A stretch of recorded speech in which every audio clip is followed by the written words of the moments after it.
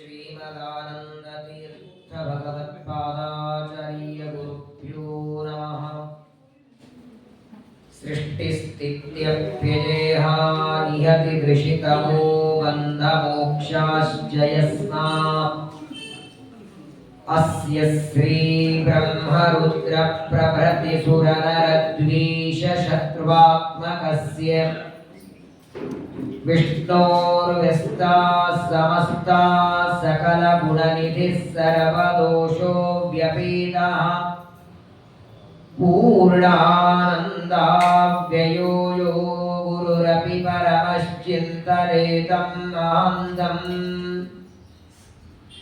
जन्माद्यस्य यतोऽन्वयादितरतश्चार्थेष्वभिज्ञस्वराट् तेने ब्रह्महृदाय आदिकवये मुह्यन्ति यं सूरयः तेजो वारिमृदां यथा विनिमयो यत्र त्रिसर्गो मृषा धाम्ना स्वेन सदा निरस्तकुहकं सत्यं परं धीमहि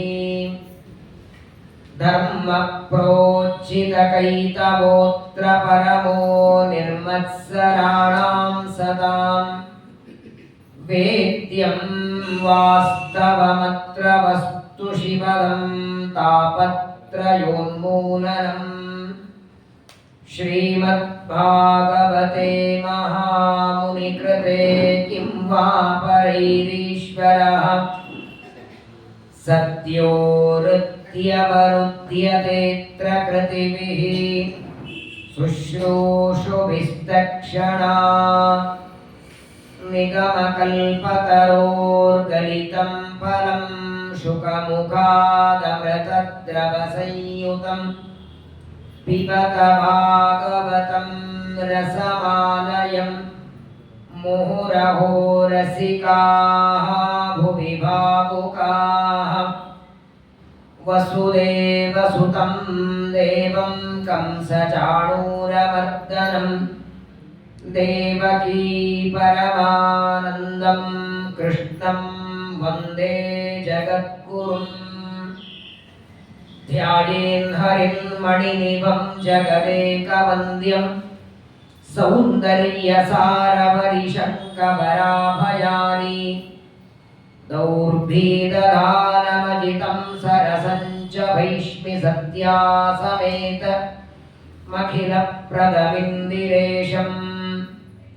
निर्मत्योग्रभवार्णवे निजमनोभीष्टं दिशामीति यः सम्यक् ज्ञापयितुं करेण विलसन् मन्थानमन्नेन च रम्यं दामदलन्महेशरजतग्रामश्रियोऽलङ्कृतिः करमन्दीश्वरभक्तिबन्धनवशः प्रीतोऽस्तु कृष्णप्रभुः आद्यादिलक्ष्मीर्भव सुप्रसन्ना विशुद्धविज्ञानसुखैकदोक्त्री अज्ञानहन्त्री त्रिगुणातिरिक्ता प्रज्ञाननेत्री भव सुप्रसन्ना लसतु श्रीमदानन्दतीर्थेन्द्रनोरदम्बरे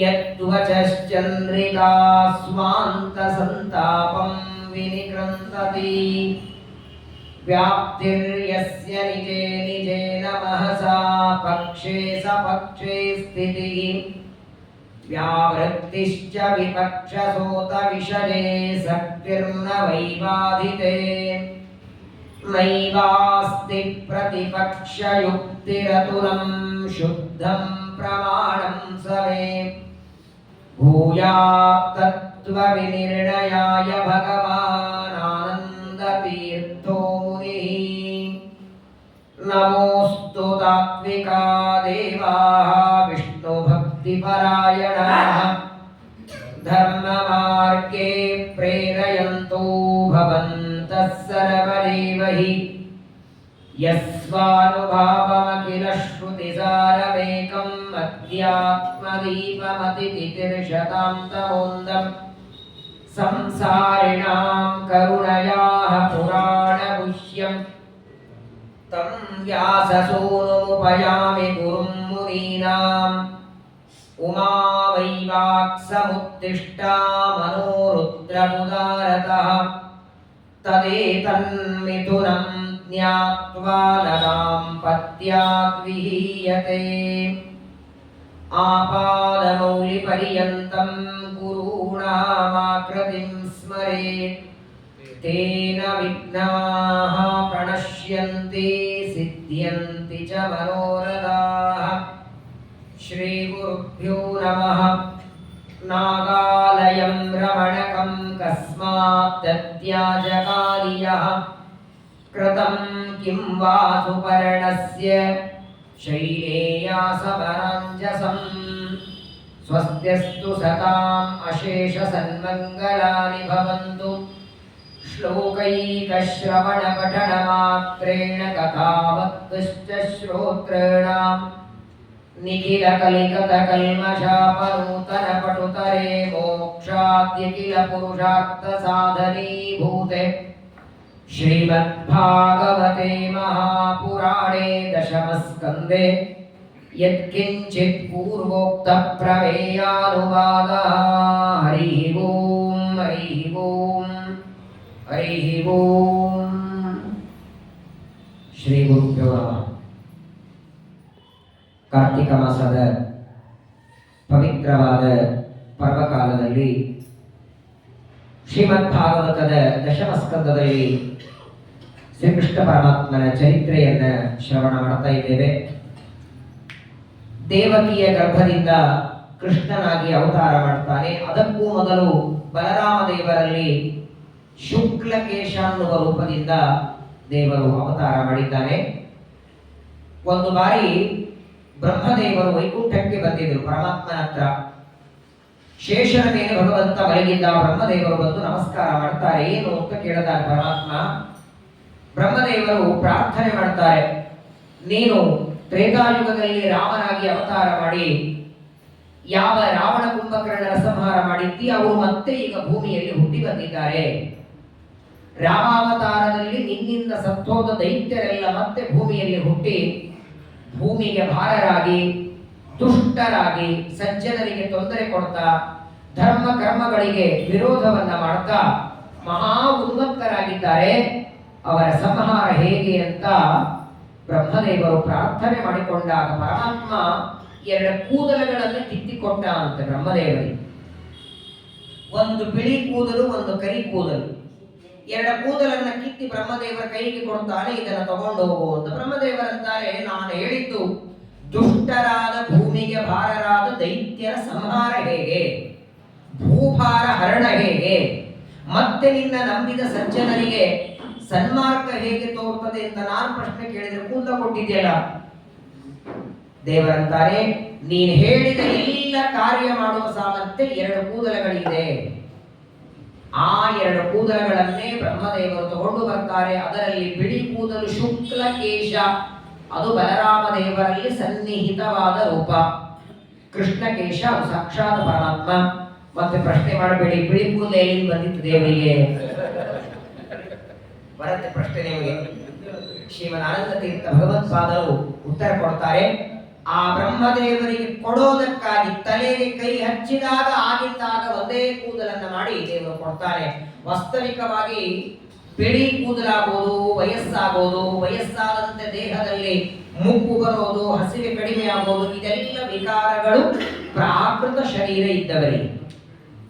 ಪಂಚಭೂತಗಳ ವಿಕಾರದಿಂದ ಮಾಡಿದ ಶರೀರ ನಮ್ಮದು ನಿಮ್ಮದು. ಹಸಿವೆಯಾಗತ್ತೆ, ನೀರಡಿಕೆ ಆಗತ್ತೆ, ಆಕಳಿಕೆ, ಬೇಸರಿಕೆ, ತೂಕಡಿಕೆ, ಸಿಕ್ಕರೆ ಆನಂದ, ಸಿಗದೆ ಇದ್ರೆ ದುಃಖ, ಇದೆಲ್ಲ ವ್ಯಾಪಾರಗಳು ಪರಮಾತ್ಮನಿಗಿಲ್ಲ. ಅದು ಮೂಲ ರೂಪದಲ್ಲೂ ಸರಿ, ಅವತಾರ ರೂಪದಲ್ಲೂ ಸರಿ. ಆದರೆ ಅವತಾರದಲ್ಲಿ ಕೆಲವೊಂದು ತೋರಿಸ್ತಾರೆ. ಅವತಾರೇಶು ಯತ್ಕಿಂಚಿತ್ ದರ್ಶಯೇ ನರವದ್ಧರಿಹಿ ತಚ್ಚಾಸುರಾಣ ಮೋಹಾಯ ವಿಷ್ಣೋರ್ ದೋಷ ನ ಕಂಚನ. ಆನಂದ ತೀರ್ಥರು ಶ್ರೀಮದಾಚಾರ್ಯರು ಮಹಾಭಾರತ ಆತ್ಮನಿರ್ಣಯದಲ್ಲಿ ಹೇಳ್ತಾರೆ, ಮನುಷ್ಯನಾಗಿ ಭೂಮಿಗೆ ಬಂದಾಗ ಕೆಲವೊಂದು ತೋರಿಸ್ತಾನೆ. ರಾಮಾವತಾರದಲ್ಲಿ ಸೀತಾದೇವಿಯನ್ನ ಕಳ್ಕೊಂಡಾಗೆ ತೋರಿಸ್ತಾನೆ. ಕೃಷ್ಣಾವತಾರದಲ್ಲಿ ಮಗುವಾಗಿದ್ದಾಗ ಯಶೋದೆ ಹಾಲು ಕೊಡಲಿಲ್ಲ ಅಂತ ಕೋಪ ಮಾಡ್ತಾನೆ. ಹಸಿವಾಗಿದೆ ಇನ್ನೂ ಹಾಲು ಕೊಟ್ಟಿಲ್ಲ ಅಂತ ಅಳುತ್ತಾನೆ. ಇದೆಲ್ಲ ಅಳೋದು ಕರೆಯೋದು, ಸಿಕ್ಕರೆ ಆನಂದ, ಸಿಗದೇ ಇದ್ರೆ ದುಃಖ. ದರ್ಶಯೇತ್ ನರವತ, ಮನುಷ್ಯರಂತೆ ದೇವರು ತೋರಿಸ್ತಾನೆ. ಇದಕ್ಕೆ ಎರಡು ಕಾರಣ ಕೊಡ್ತಾರೆ ಆಚಾರ್ಯರು.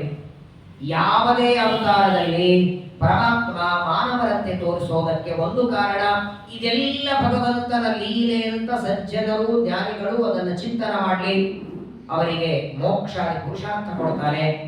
ಇದೇ ಸತ್ಯವಾದ ಘಟನೆ. ದೇವರಿಗೂ ದುಃಖ ಇದೆ, ಅವನಿಗೂ ನಮ್ಮಂತೆ ಅಳು ಬರ್ತದೆ, ಹಸಿವೆ ಇದೆ, ನಿರಡಿಕೆ ಇದೆ, ಪ್ರಾಕೃತ ಶರೀರ ಇದೆ ಅಂತ ದುಷ್ಟ ದೈತ್ಯರು ಇದೇ ಸತ್ಯ ಘಟನೆ ಅಂತ ಪರಮಾತ್ಮನ ಬಗ್ಗೆ ವಿಪರೀತ ಜ್ಞಾನ ಮಾಡಿಕೊಂಡು ಅನಂತಮಸ್ಸಿಗೆ ಹೋಗಲಿ.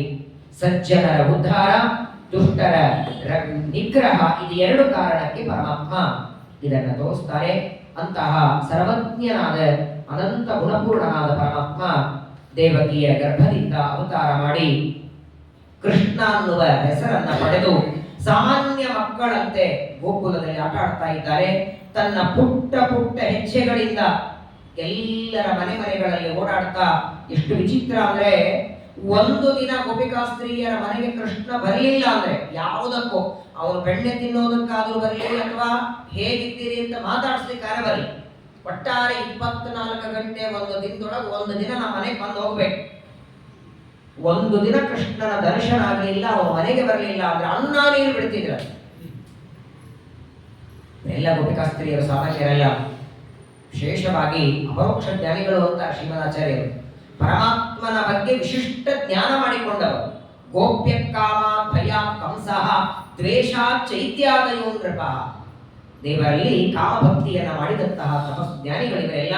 ಅಂತಹ ಗೋಪಿಕಾಸ್ತ್ರೀಯರ ಮನೆಗಳಲ್ಲಿ ಸಂಚಾರ ಮಾಡ್ತಾ ನವನೀತ ಚೋರದ ಲೀಲೆಗಳನ್ನ ಮಾಡಿ ಸ್ವಲ್ಪ ದೊಡ್ಡವನಾಗಿದ್ದಾನೆ.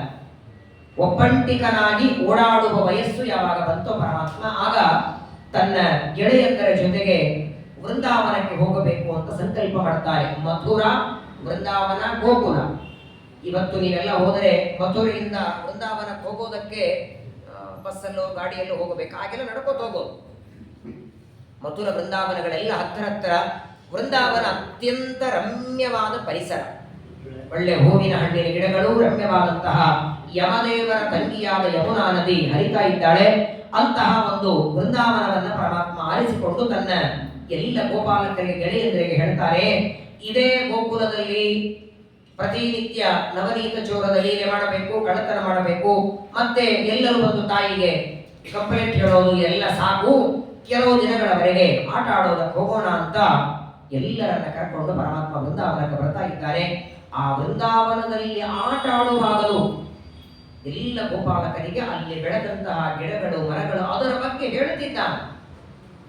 ಒಂದು ಗಿಡವನ್ನ ತೋರಿಸಿ ಪರಮಾತ್ಮ ಗೋಪಾಲಕರಿಗೆ ಹೇಳಬೇಕು, ಬೇಕಾದಷ್ಟು ಮಳೆ ಬರಲಿ, ಚಳಿಯಾಗಲಿ, ಬಿಸಿಲು ಬರಲಿ, ಒಂದು ದಿನ ತಲೆ ಮೇಲೆ ಗಿಡಗಳ ಛತ್ರಿ ಹಿಡ್ಕೊಂಡದ್ದಿಲ್ಲ, ಅಥವಾ ಬಿಸಿಲಾಗಿದೆ ಅಂತ ಎಲ್ಲ ಒಳಗೆ ಹೋಗಿ ಬರ್ತೇನಂತಿಲ್ಲ.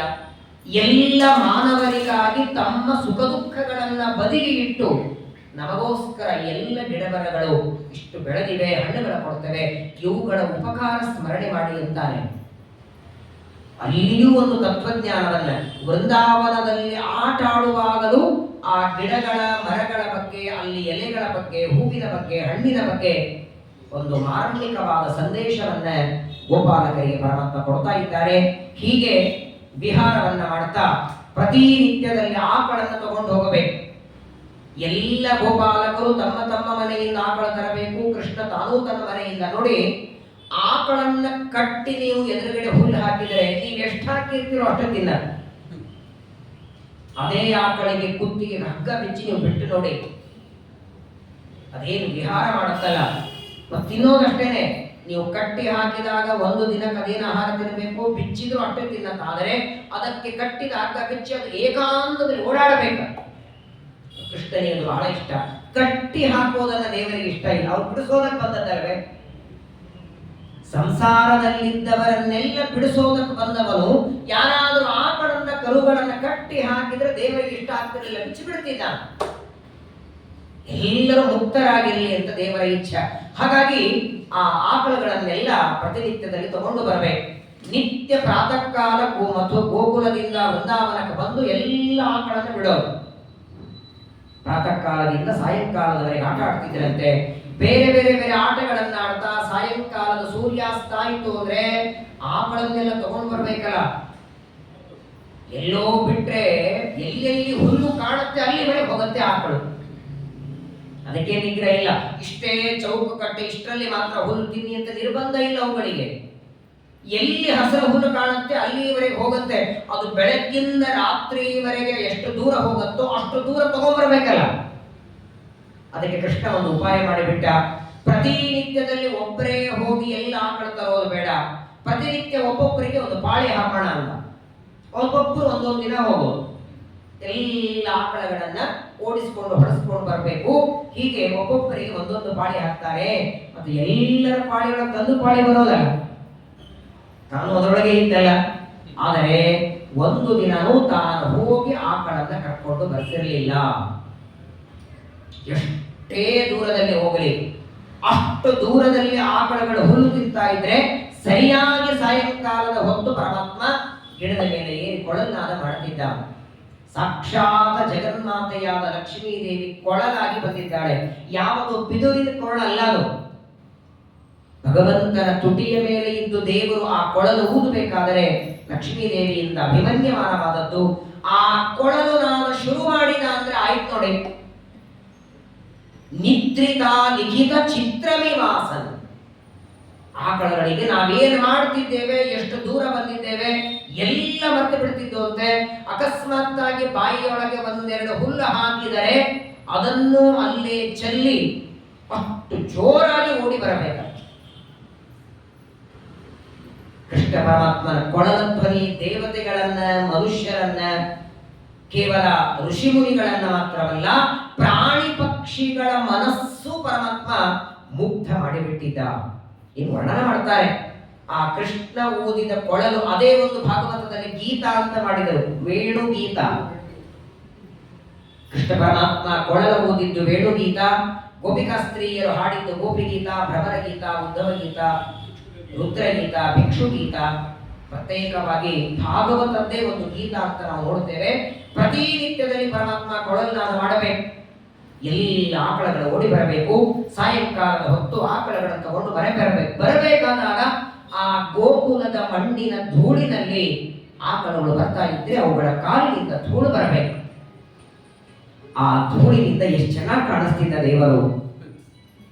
ವರ್ಣನ ಮಾಡ್ತಾರೆ ಶುಕಾಚಾರ್ಯರು ಪರೀಕ್ಷಿತರಿಗೆ ಹೇಳ್ತಾರೆ, ಸಾಯಂಕಾಲ ಆಕಳನ್ನೆಲ್ಲ ತೆಗೆದುಕೊಂಡು ಮನೆಗೆ ಬರುವಾಗ ಆ ಆಕಳ ಪಾದದ ಧೂಳಿನಿಂದ ಅಲ್ಲಲ್ಲಿ ಪರಮಾತ್ಮನಿಗೆ ಮಣ್ಣು ಹತ್ತಿದರೆ ಒಳ್ಳೆ ಚೆನ್ನಾಗಿ ಅಲಂಕಾರ ಮಾಡಿ, ಒಬ್ಬ ವ್ಯಕ್ತಿಯ ನಾಮವನ್ನ ಇಟ್ಟು ಗೋಪಿಚಂದನ ಮುದ್ರೆ ಹಚ್ಚಿ ಅಲಂಕಾರ ಮಾಡಿದಾಗ ಹೇಗೆ ಕಾಣಬೇಕೋ ಅದಕ್ಕೂ ಸುಂದರವಾಗಿ ಕಾಣುತ್ತಾ ಇದ್ದಂತೆ. ಆಕಳನ್ನೆಲ್ಲ ಪ್ರತಿನಿತ್ಯ ತಗೊಂಡು ಬರಬೇಕು. ಆಕಳಿಗೆಲ್ಲ ಕಟ್ಟಿ ಹುಲ್ಲು ಹಾಕಿ ನೀರು ಕುಡಿಸಿ ಅವತ್ತಿನವರೆಗೆ ಕೃಷ್ಣ ಅಂತ ಗರ್ಗಾಚಾರ್ಯರು ನಾಮಕರಣ ಮಾಡಿದರು.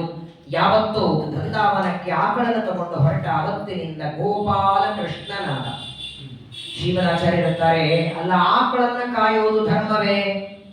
ಅಲ್ಲ, ಇವನು ಅವತಾರ ಮಾಡಿದ್ದೇ ಕ್ಷತ್ರಿಯನಾಗಿ, ಅವತಾರ ಮಾಡಿದ್ದು ಕ್ಷತ್ರಿಯ. ಅವನಿಗೆ ಸದ್ಯದಲ್ಲಿ ಬೆಳೀತಾ ಇರೋದು ವೈಶ್ಯರ ಮನೆಯಲ್ಲಿ. ನಂದ ವೈಶ್ಯ, ವಸುದೇವ ಕ್ಷತ್ರಿಯ. ಕ್ಷತ್ರಿಯರಿಗೆ ಬಾಹುಬಲ, ಬ್ರಾಹ್ಮಣರಿಗೆ ಪಾಠ ಪ್ರವಚನ ಯಜ್ಞಯಾಗಗಳು ಬ್ರಾಹ್ಮಣನ ಕರ್ತವ್ಯ. ವೈಶ್ಯನ ಕರ್ತವ್ಯ ಕೃಷಿ ಗೋರಕ್ಷ ವಾಣಿಜ್ಯಂ ವೈಶ್ಯಕರ್ಮ ಸ್ವಭಾವಜಂ. ಅವರ ಕೆಲಸವೇ ಮನೆ, ಹೊಲ, ಆಕಳು, ಇದೆಲ್ಲ ವೈಶ್ಯರ ಕೆಲಸ. ಅದನ್ನ ವೈಶ್ಯನ ಜಾತಿಯಲ್ಲಿ ಹುಟ್ಟಿದವರು ಇದನ್ನ ಮಾಡಬೇಕು ಅಂತ ತೋರಿಸೋದಕ್ಕೆ ಪರಮಾತ್ಮ ಹೋಗ್ತಿದ್ದ. ಇನ್ನೊಂದು ಮಾತು ಹೇಳ್ತಾರೆ, ಗೋಪಾಲ ಅನ್ನುವಲ್ಲಿ ಗೋ ಅಂದ್ರೆ ವೇದಗಳು.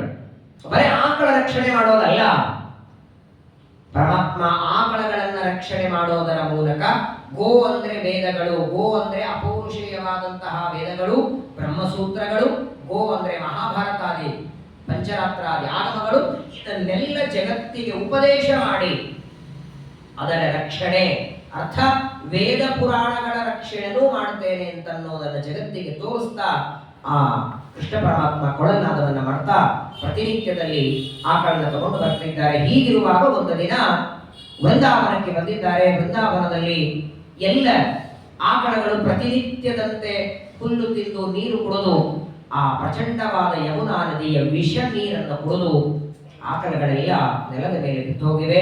ಗೋಪಾಲಕರು ಬಂದು ಪರಮಾತ್ಮನಿಗೆ ಪ್ರಾರ್ಥನೆ ಮಾಡ್ತಾರೆ. ಅತ್ಯಂತ ಸ್ವಚ್ಛಂದವಾಗಿ ಆಟ ಆಡುವಂತಹ ಆಕಳಗಳೆಲ್ಲ ಯಮುನಾ ನದಿಯ ನೀರು ಕುಡಿದು ವಿಷದಿಂದ ಸತ್ತು ಹೋಗಿವೆ. ಸಾಮಾನ್ಯವಾಗಿ ನೋಡಿ, ನೀರಿನಲ್ಲಿ ವಿಷ, ಒಂದು ಪಾತ್ರೆ ಕೊಡದಲ್ಲಿ ನೀರಿದೆ ಅಂದ್ರೆ ಒಂದು ಬಾಟ್ಲಿ ವಿಷ ಹಾಕಿದ್ರೆ ಆ ಕೊಡದಷ್ಟು ನೀರು ಮಾತ್ರ ವಿಷ ಆಗುತ್ತೆ. ನೀರಿನ ಗಾತ್ರ ದೊಡ್ಡದಿದ್ರೆ ವಿಷ ಹೆಚ್ಚಾಗಬೇಕು, ಅದರ ಕ್ವಾಂಟಿಟಿ ಹೆಚ್ಚಬೇಕು. ಇಡೀ ಸರೋವರ ವಿಷ ಆಗಿದೆ. ಸಮಗ್ರವಾದ ಯಮುನಾ ನದಿಯ ನೀರು ವಿಷ ಆಗಬೇಕಾದರೆ ಇದು ಸಾಮಾನ್ಯವಾದದ್ದಲ್ಲ, ಏನೋ ಆಗಿದೆ. ಆಗಿದ್ದಾಗ ಕೃಷ್ಣ ಪರಮಾತ್ಮ ತನ್ನ ಜೊತೆಗೆ 4 ಜನ ಗೋಪಾಲಕರನ್ನ ಕರ್ಕೊಂಡು ಯಮುನಾ ನದಿಗೆ ಬಂದು ನೋಡ್ತಾನೆ, ಎಲ್ಲ ಆಕಳಗಳು ದಂಡೆಯಲ್ಲಿ ಬಿದ್ದೋಗಿವೆ. ಆದ್ರೆ ಒಂದು ತಪ್ಪೇನಾಗಿತ್ತಲ್ಲಿ ಅಂದ್ರೆ, ಕೃಷ್ಣ ಪರಮಾತ್ಮ ಯಮುನಾ ನದಿಗೆ ಬರಬೇಕಾದಾಗ ಮನೆಯಲ್ಲಿ ಹೇಳಿ ಬಂದಿರಲಿಲ್ಲ. ನಂದ ಯಶೋಧೆಯರಿಗೆ ನಾನು ಯಮುನಾ ನದಿಗೆ ಹೋಗಿ ಬರ್ತೇನೆ, ಆಕಳಗಳೇನೋ ತೊಂದರೆದಲ್ಲಿವೆ ಅಂತ ಹೇಳಿ ಬಂದಿರಲಿಲ್ಲ. ಇದೊಂದು ದೊಡ್ಡ ತಪ್ಪಾಗಿತ್ತಲ್ಲಿ. ಹಾಗಾಗಿ ಗೋಪಾಲಕರು ಪರಮಾತ್ಮನನ್ನ ಪ್ರಾರ್ಥನೆ ಮಾಡ್ಕೊಳ್ತಾರೆ. ಬಂದು ನೋಡ್ತಾನೆ, ಯಮುನಾ ನದಿಯ ಪಕ್ಕದಲ್ಲಿ ನಿಂತುಕೊಂಡ, ಒಳಗೇನೋ ಇದೆ. ಇದು ಯಾರೋ ವಿಷ ಹಾಕಿದ್ದಲ್ಲ, ಹೊರಗಿನಿಂದ ವಿಷ ಹಾಕಿದ್ದಲ್ಲ, ಒಳಗಡೆಯಿಂದಲೇ ವಿಷ ಬಂದದ್ದು. ಒಳಗೇನೋ ಇದೆ. ವಿಲೋಕ್ಯ ದೂಷಿತಾಂ ಕೃಷ್ಣಾಂ ಕೃಷ್ಣ ಕೃಷ್ಣ ಹೀನಾ ವಿಭು. ಆಗಿದ್ದಾಗ ಎಲ್ಲ ಗೋಪಾಲಕರಿಗೆ ಹೇಳ್ತಾನೆ, ನಾನು ಒಳಗಡೆ ಹೋಗಿ ಅಲ್ಲೇನಿದೆ ಅಂತ ನೋಡಿ ಬರ್ತೇನೆ ಅಂತ ಒಂದು ದೊಡ್ಡದಾದ ವೃಕ್ಷವನ್ನ ಏರುತ್ತಾನೆ. ಕದಂಬ ಅನ್ನುವ ವೃಕ್ಷವನ್ನ ಏರಿದ. ವಿಷ್ಣು ರಥ ವಿಲೋಪೊಮ್ಮೆ ಮಾರುತೇನಾಭಿಮರ್ಶಿತ. ಬಹಳ ಆದ್ರೆ 1-1.5 ವರ್ಷ ಇರಬೇಕಾಗ ಕೃಷ್ಣನಿಗೆ. ಯಾವ ಮಗು ಸಾಹಸ ಮಾಡುತ್ತೆ ಹೇಳಿ? 1 ವರ್ಷದ ಮಗು ಅಷ್ಟು ಎತ್ತರವಾದ ಗಿಡದಿಂದ ಹಾರಲಿಕ್ಕೆ ಸಾಧ್ಯ ಉಂಟ? ಇಷ್ಟು ಭಯಾನಕ ನೋಡಿ. ಆ ಕಾಲಿಯ ಸರ್ಪದ ವಿಷದಿಂದ ಇಡೀ ಯಮುನಾ ನದಿಯ ನೀರು ಮಾತ್ರವಲ್ಲ, ಆ ವಿಷದ ಪ್ರಭಾವದಿಂದ ಸುತ್ತಮುತ್ತಲಿರುವ ಗಿಡಗಳೆಲ್ಲವೂ ಭಸ್ಮ ಆಗಿದ್ದು. ಅವನ ಪ್ರಭಾವ ಅಷ್ಟೇ. ಕಾಲಿಯ, ಕರ್ಕೋಟಕ, ತಕ್ಷಕ, ಶಂಖಪಾಲ, ಅನಂತ, ಧೃತರಾಷ್ಟ್ರ, ವಾಸುಕಿ, ಈ 7 ಹಾವುಗಳು ಅತ್ಯಂತ ದೊಡ್ಡ ಹಾವುಗಳು ಮಾತ್ರವಲ್ಲದೆ ಸಮಗ್ರ ಜಗತ್ತನ್ನೇ ಧಾರಣ ಮಾಡುವ ಸಾಮರ್ಥ್ಯ ಹಾವುಗಳಿಗುಂಟು. ಅನಂತ ಚತುರ್ದಶಿ ಅನಂತರ ಪೂಜೆ ಮಾಡ್ತೇವೆ. ವಾಸುಕಿ ಸರ್ಪ ಮಂದರ ಪರ್ವತಕ್ಕೆ ಸುತ್ತಿದ ಮೇಲೆ ಆಚೆ ಈಚೆ ಉಳಿದಿತ್ತು ಹಿಡಿಯೋದಕ್ಕೆ. ನೋಡೋದು ಬೇಡ, ಕನಸಲ್ಲಿ ಬಂದರೂ ಸಾಕು, ಬೆಳಗಿಳಗಿಲ್ಲ ನಾವು. ಅಂತಹ ಭಯಾನಕವಾದ ಕಾಲಿಯ ಸರ್ಪ ನೀರಿನಲ್ಲಿ ಇದೆ. ಹಾಗಾದರೆ ಕಾಲಿಯ ಸರ್ಪದ ವಿಷದ ಗಾಳಿಯಿಂದ ಸುತ್ತಮುತ್ತಲಿರುವ ಗಿಡಗಳೆಲ್ಲ ಭಸ್ಮ ಆಗಿ ಹೋಗಿತ್ತು ಅಂತ ಭಾಗವತ ಹೇಳ್ತದೆ. ಇದೇ ಭಾಗವತ ಅನ್ನಂತೆ ಗಿಡದ ಮೇಲೆ ಏರಿ ಪರಮಾತ್ಮ ಒಳಗೆ ಸಿಗದ. 2 ಭಾಗವತ ಹೇಳುತ್ತಲ್ಲ. ಸುತ್ತಮುತ್ತಲು ಯಾವ ಗಿಡಗಳು ಇರಲಿಲ್ಲ. ಇವನ ವಿಷದ ಪ್ರಭಾವದಿಂದ ಗಿಡಗಳೆಲ್ಲ ಭಸ್ಮವಾಗಿತ್ತು ಅಂದ್ರೆ ಕೃಷ್ಣ ಹಾರೋದಕ್ಕೆ ಗಿಡ ಎಲ್ಲಿತ್ತು? ಹಾಗಾದ್ರೆ ಒಂದು ವೃಕ್ಷದ ಮೇಲೆ ಏರಿ ಪರಮಾತ್ಮ ಒಳಗೆ ಹಾರದ್ದಲ್ಲ ಅಂತ ನಮಗೆ ಬರುವ ಪ್ರಶ್ನೆಯನ್ನ ಶ್ರೀಮದ್ ಆಚಾರ್ಯರು ಪರಿಹಾರ ಮಾಡ್ತಾರೆ ನೋಡಿ. ಕೇವಲ ದೇವತೆಗಳ ಬಗ್ಗೆ, ಈ ತರಹ ಋಷಿಗಳ ಬಗ್ಗೆ ಅಲ್ಲ, ಈ ತರ ಗಿಡಮರಗಳ ಬಗ್ಗೆ ಸಂದೇಹ ಬಂದರೂ ಬರೀತಾರೆ ಆಚಾರ್ಯ. ಶ್ರೀಮದಾಚಾರ್ಯರ ದೃಷ್ಟಿಕೋನವೇ ಬೇರೆ. ಏನೋ ದೇವತೆಗಳ ಕಥೆ ಹೇಳುವಾಗ ಗೊಂದಲ ಬಂದರೆ ಮಾತ್ರ ನಿರ್ಣಯ ಕೊಡೋದಲ್ಲ. ಅದು ದೇವತೆಗಳ ವಿಷಯ ಇರಲಿ, ಪರ್ವತ ವಿಷಯಗಳಿರಲಿ, ಯಾವುದೇ ವಿಷಯದಲ್ಲಿ ಗೊಂದಲ ಬಂದಾಕ್ಷಣ ಶ್ರೀಮದಾಚಾರ್ಯ ನಿರ್ಣಯವನ್ನ ಕೊಡ್ತಾರೆ. ಆಚಾರ್ಯ ಅಂತಾರೆ, ಸತ್ಯ ಕಾಲಿಯ ಸರ್ಪದ ವಿಷದ ಬಾಧೆಯಿಂದ ಸುತ್ತಮುತ್ತಲಿರುವ ಎಲ್ಲ ಗಿಡಗಳು ನಾಶವಾಗಿದ್ರು. ಇದು ಒಂದು ಗಿಡ ಮಾತ್ರ ಇತ್ತು. ಯಾಕೆ ಇತ್ತು ಅಂದ್ರೆ, ಸಮುದ್ರ ಮಥನ ಮಾಡಿದಾಗ ಸಮುದ್ರದಿಂದ ಏನೋ ಅಮೃತದ ಕಲಶವನ್ನ ಧನ್ವಂತರಿ ರೂಪದಿಂದ ಪರಮಾತ್ಮ ತಂದಿದ್ದಲ್ಲ, ಆ ಕಲಶವನ್ನ ದೈತ್ಯರು ಅಪಹಾರ ಮಾಡುತ್ತಾರೆ. ನಾನು ಕುಡಿಬೇಕು ಅಂತ ಅಪಹಾರ ಮಾಡುತ್ತಾರೆ, ಕುಡಿಲಿಲ್ಲ. ಆ ದೈತ್ಯರ ಕೈಯಲ್ಲಿರುವ ಅಮೃತ ಕಲಶವನ್ನ ಪರಮಾತ್ಮ ಮೋಹಿನಿ ರೂಪದಿಂದ ತರ್ತಾರೆ. ಆ ಕಲಶವನ್ನ ಗರುಡ ದೇವರ ಕೈಗೆ ಕೊಡ್ತಾರೆ. ಗರುಡ ದೇವರು 2 ನಿಮಿಷ ಆ ಕಲಶವನ್ನ ಈ ಗಿಡದ ಮೇಲೆ ಇಟ್ಟಿರ್ತಾರಷ್ಟೇ. ಅಲ್ಲೇನೋ ಒಂದು ಹನಿ ಅಮೃತ ಹಾಕಿರೋದಿಲ್ಲ. ಅಮೃತ ಇರುವ ಕಲಶದ ಸ್ಪರ್ಶ ಈ ಗಿಡಕ್ಕಾದದ್ದಕ್ಕೆ ಕಾಳಿಯಾ ಸರ್ಪದಿಂದ ಸುತ್ತೆಲ್ಲ ಗಿಡಗಳು ಸುಟ್ಟೋದರೂ ಈ ಒಂದು ಗಿಡ ಮಾತ್ರ ಸುಟ್ಟಿರಲಿಲ್ಲ ಅನ್ನೋದಕ್ಕಾಗಿ ಪರಮಾತ್ಮ ಆ ವೃಕ್ಷವನ್ನ ಏರಿ, ಕದಂಬ ಅನ್ನೋ ವೃಕ್ಷವನ್ನ ಏರಿ ಒಳಗೆ ಜಿಗಿತಾನೆ. ತಂಚಂಡ ವೇಗ ವಿಷ ವೀರ್ಯಮವೇಕ್ಷತೇನ ರುಷ್ಟಾಂ ನದಿಂ ಚಕಲ ಸಂಯುಹಮಾವತಾರ. ಎತ್ತರವಾದಂತಹ ವೃಕ್ಷವನ್ನ ಏರಿ ಭಗವಂತ ಒಳಗೆ ಜಿಗಿದರೆ ಗಾಢವಾಗಿ ಮಲಗಿದ್ದ ಕಾಳಿಯ, ನಿದ್ದೆ ಮಾಡುವ ಕಾಳಿಯ ಸರ್ಪಕ್ಕೆ ನಿದ್ದೆಗೆ ಭಂಗ ಆಯಿತು. ಯಾರೋ ಬಂದಿದ್ದಾರೆ ಒಳಗೆ, ತಾನು ವಾಸ ಮಾಡುವ ನೀರಿನಲ್ಲಿ ಯಾರೋ ಬಂದಿದ್ದಾರೆ ಅಂತ ಕಾಳಿಯ ಸರ್ಪ ಕಣ್ಣು ತೆಗಿತಾರೆ. ಜೋರಾಗಿ ಆ ಮಲಗಿದವನು ಎದ್ದು ನಿಂತಿರ್ತಾನೆ. ಸಾರ್ಪದ ಪುರುಷ ಸಾರ ನಿಪಾತ ವೇಗ. ಪ್ರಾಯ ನೀವು ನೋಡಿ, ಹಾವುಗಳಿಗೆ ಅತಿ ಹೆಚ್ಚು ಕೋಪ ಯಾವಾಗ ಬರ್ತದೆ? ಒಂದು, ಹಾವುಗಳು ಹೋಗ್ತಾ ಇರುವಾಗ ನೀವು ಅಡ್ಡ ಕಲ್ಲು ಅಥವಾ ಅಡ್ಡ ಕಟ್ಟಿಗೆ ಹಾಕಿ ನಿಲ್ಲಿಸಿ ನೋಡಿ, ಪ್ರಚಂಡ ಕೋಪ ಬರ್ತದೆ. ಇನ್ನೊಂದು, ನಿದ್ದೆ ಮಾಡುವಾಗ ಅವುಗಳ ನಿದ್ದೆಗೆ ಭಂಗ ಆದರೆ. ಕಾಳಿಯಾ ಸರ್ಪಕ್ಕೆ ತನ್ನ ನಿದ್ದೆ ಭಂಗ ಮಾಡಿದ್ದಕ್ಕೆ ಎಚ್ಚರ ಆಯಿತು. ಹೇಳುತ್ತಾನೆ, ತನ್ನ ಪೂರ್ಣ ರೂಪದಿಂದ ಎದ್ದು ನಿಂತಿದ್ದಾರೆ. ಪುಟ್ಟ ಬಾಲಕ ಕೃಷ್ಣ ಪರಮಾತ್ಮ ಒಳಗೆ ಬಂದ್ರೆ ನುಂಗಲಿಲ್ಲ ಪರಮಾತ್ಮನನ್ನ. ನೋಡಿದರೆ ಈ ದೊಡ್ಡ ಹಾವುಗಳು ಸಂಪೂರ್ಣ ಮನುಷ್ಯನನ್ನ ನುಂಗುವಷ್ಟು ಸಾಮರ್ಥ್ಯ ಇರುತ್ತೆ. ಆದರೆ ಕಾಳಿಯಾ ಸರ್ಪ ನುಂಗಲಿಲ್ಲ. ಭಗವಂತನನ್ನ ಸುತ್ತಕೊಳ್ಳುತ್ತಾರೆ, ಜೋರಾಗಿ ಭಗವಂತನನ್ನ ಸುತ್ತಕೊಳ್ಳುತ್ತಾರೆ. ಆ ಅಷ್ಟು ಜೋರಾಗಿ ಸುತ್ತಕೊಂಡ್ರೆ ಅದರಿಂದಲೇ ಉಸಿರುಗಟ್ಟ ಸತ್ತೋಗಬೇಕು. ನಹುಷ ಅಜಗರ ಸರ್ಪನಾಗಿ ಬಿದ್ದಾಗ ವನವಾಸ ಕಾಲದಲ್ಲಿ ಭೀಮಸೇನ ದೇವರು ಹೋಗುವಾಗ ಭೀಮನನ್ನು ಸುತ್ತಕೊಳ್ಳುತ್ತಾರೆ. ಅತ್ಯಂತ ಗಟ್ಟಿಯಾಗಿ ಭೀಮನ ದೇಹಕ್ಕೆ ಸುತ್ತುಕೊಂಡು ಅಜಗರ ಪ್ರಶ್ನೆ ಕೇಳ್ತಾನೆ. ನಾನು ಹೇಳಿದ ಪ್ರಶ್ನೆಗೆ ಉತ್ತರ ಕೊಟ್ಟರೆ ನಾನು ಬಿಡ್ತೇನೆ, ನೀನು ಬಿಡದೇ ಇದ್ದು ಚಿಂತೆ ಇಲ್ಲ, ನಾನು ಮಾತ್ರ ಪ್ರಶ್ನೆಗೆ ಉತ್ತರ ಕೊಡಲ್ಲ ಅಂತಾರೆ ಭೀಮಸೇನ ದೇವರು. ವಿದ್ಯೆಯನ್ನ ಮಾರ್ಕೊಳ್ಳೋದಿಲ್ಲ, ನಾನು ಎಕ್ಕಾದ ಪ್ರಶ್ನೆ ಕೇಳು, ನಾನು ಉತ್ತರ ಕೊಡೋದಿಲ್ಲ ಅಂತಾರೆ. ತುಂಬಾ ಚೆನ್ನಾಗಿ ಮಹಾಭಾರತದ ವನಪರ್ವದಲ್ಲಿ ಕೇಳ್ತೇವೆ. ಅವತ್ತು ಭೀಮಸೇನ ದೇವರನ್ನ ಅಜಗರ ಸರ್ಪ ಸುತ್ತಕೊಂಡಿತ್ತು. ಅದನ್ನು ಭೀಮಸೇನ ದೇವರು ತಮ್ಮ ಶಕ್ತಿಯಿಂದ ಬಿಡಿಸಿಕೊಳ್ತಾರೆ. ಇಲ್ಲಿ ನೋಡಿ, ಕೃಷ್ಣ ಪರಮಾತ್ಮನನ್ನ ಕೃಷ್ಣಾರ್ಪಿತೇನಾತ್ಮ ಸಹೃದತ್ತ ಕಲತ್ರ ಕಾಮ ದುಃಖಾನುಶೋಕ ಭಯ ಮೂಢ ನಿಯೋನಿಪೇತು. ಇವನೇನ್ಕೊಂಡಿದ್ದ ಕಾಳಿಯಾ ಸರ್ಪ, ಯಾವುದೋ ಒಂದು ಸಣ್ಣ ಬಾಲಕ ಹುಡುಗ ಬಂದಿದೆ, ಇವರನ್ನ ಜೋರಾಗಿ ಗಟ್ಟಿಯಾಗಿ ಸುತ್ತಕೊಂಡ್ರೆ ನನ್ನ ಶಕ್ತಿಯಿಂದ ಉಸಿರಾಟ ನಿಂತು ಹೋಗುತ್ತೆ, ಕಚ್ಚೋದು ಯಾಕೆ ಇವನನ್ನ? ಯಾಕೆ ಸುಮ್ಮನೆ ವಿಷದಿಂದ ಕಚ್ಚೋದು? ಇವನನ್ನ ಸುತ್ತಕೊಂಡೇ ಕೊಂದಾಕಬಹುದು ಅಂತ ತಿಳ್ಕೊಂಡಿದ್ದ. ಬಂದವನು ಯಾರು ಅಂತ ಕಲ್ಪನೆ ಇಲ್ಲ ಅವನಿಗೆ. ಆದರೆ ಶ್ರೀಕೃಷ್ಣ ಪರಮಾತ್ಮ ಆ ಕಾಳಿಯಾ ಸರ್ಪದ ಆ ಮಡುವಿನ ಒಳಗೆ ಧುಮುಕಿದ, ಮೇಲೆ ಬರಲೇ ಇಲ್ಲ. ಕಾಳಿಯಾ ಸರ್ಪ ಒಳಗೆ ಸುತ್ತಕೊಂಡಿದ್ದಾನೆ, ಒಳಗೆ ಇದ್ದಾನೆ. 5 ನಿಮಿಷ, 10 ನಿಮಿಷ, 1 ಗಂಟೆ, 2 ಗಂಟೆ ನೋಡಿದ್ರು ಗೋಪಾಲಕರು ದಂಡೆ ಮೇಲೆ ನಿಂತಿದ್ರಲ್ಲ. 3-4 ಜನ ಗೋಪಾಲಕರು ನೋಡಿದ್ರು, ಕೃಷ್ಣ ಮೇಲೆ ಬರಲಿಲ್ಲ. ಆಗ ಬರ್ತಾರೆ ಗೋಕುಲಕ್ಕೆ. ಗೋಕುಲಕ್ಕೆ ಬಂದು ನಂದ ಯಶೋಧರಿಗೆ ಹೇಳ್ತಾರೆ, ಕೃಷ್ಣ ಪರಮಾತ್ಮ ದೊಡ್ಡದಾದ ಮಡುವಿನಲ್ಲಿ ಧುಮುಕಿದ್ದಾನೆ, ಒಳಗೋದವರು ಮೇಲೆ ಬರಲೇ ಇಲ್ಲ. ಕ್ಷಣ ಮಾತ್ರದಲ್ಲಿ ನಂದ ಯಶೋಧರಿಗೆ ಭಯವಾಗಿ ಸಮಗ್ರ ಗೋಕುಲದ ಜನ ಎಲ್ಲ ಬಂದು ನಿಂತುಕೊಂಡಿದ್ದಾರೆ. ನಂದ ಯಶೋಧರು ಅಳುತ್ತಿದ್ದಾರೆ. ಇದೇ ನೋಡಿ, ಭಗವಂತ ತಂದೆ ತಾಯಿಗಳಿಗೆ ಅಂತ ಭಾವನೆ ಕೊಡ್ತಾರೆ.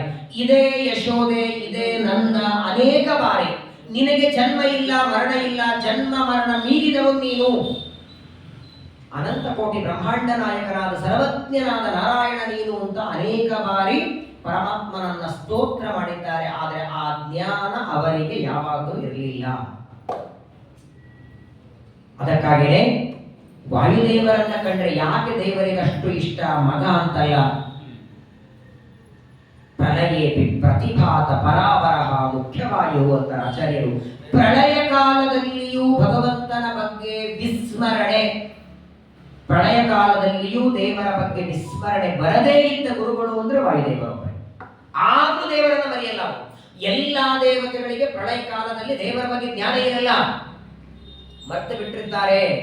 ಅಜ್ಞಾನದಿಂದ, ಅಸುರಾವೇಶದಿಂದ, ಶಾಪದಿಂದ ಪರಮಾತ್ಮನ ಬಗ್ಗೆ ತಪ್ಪು ತಿಳುವಳಿಕೆ ಗರುಡ ಶೇಷ ರುದ್ರರನ್ನ ಆರಂಭ ಮಾಡಿ ಎಲ್ಲರಿಗೂ.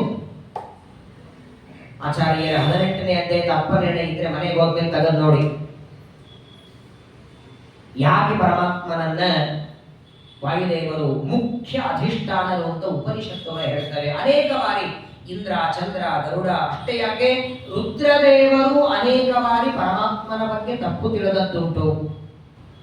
ವಾಯುದೇವರಿಗೆ ಮಾತ್ರ ಅಜ್ಞಾನ ಇಲ್ಲ. ತ್ರಿಶ್ವಪ್ಪೇವ ಅವತಾರೆ ಶ್ವರಿಭಿರಪಗೃಣಂ ಹಿಂಸಿತೋ ನಿರ್ವಿಕಾರ ಸರ್ವಜ್ಞ ಸರ್ವಶಕ್ತಿ ಸಕಲ ಗುಣಗಣ ಪೂರ್ಣ ರೂಪ ಪ್ರಗಲ್ಭ ಸ್ವಚ್ಛ ಸ್ವಚ್ಛಂದ ಮೃತ್ಯು ಸುಖಯತಿ ಸುಜನಂ ದೇವ ಕಿಂ ಚಿತ್ರಮತ್ರ ತ್ರಾತ ಯಸ್ಯ ತ್ರಿಧಾಮ ಜಗದೂತ ವಶಕಂ ಕಿಂಕರಾಹ ಶಂಕರಾದ್ಯಾಹ.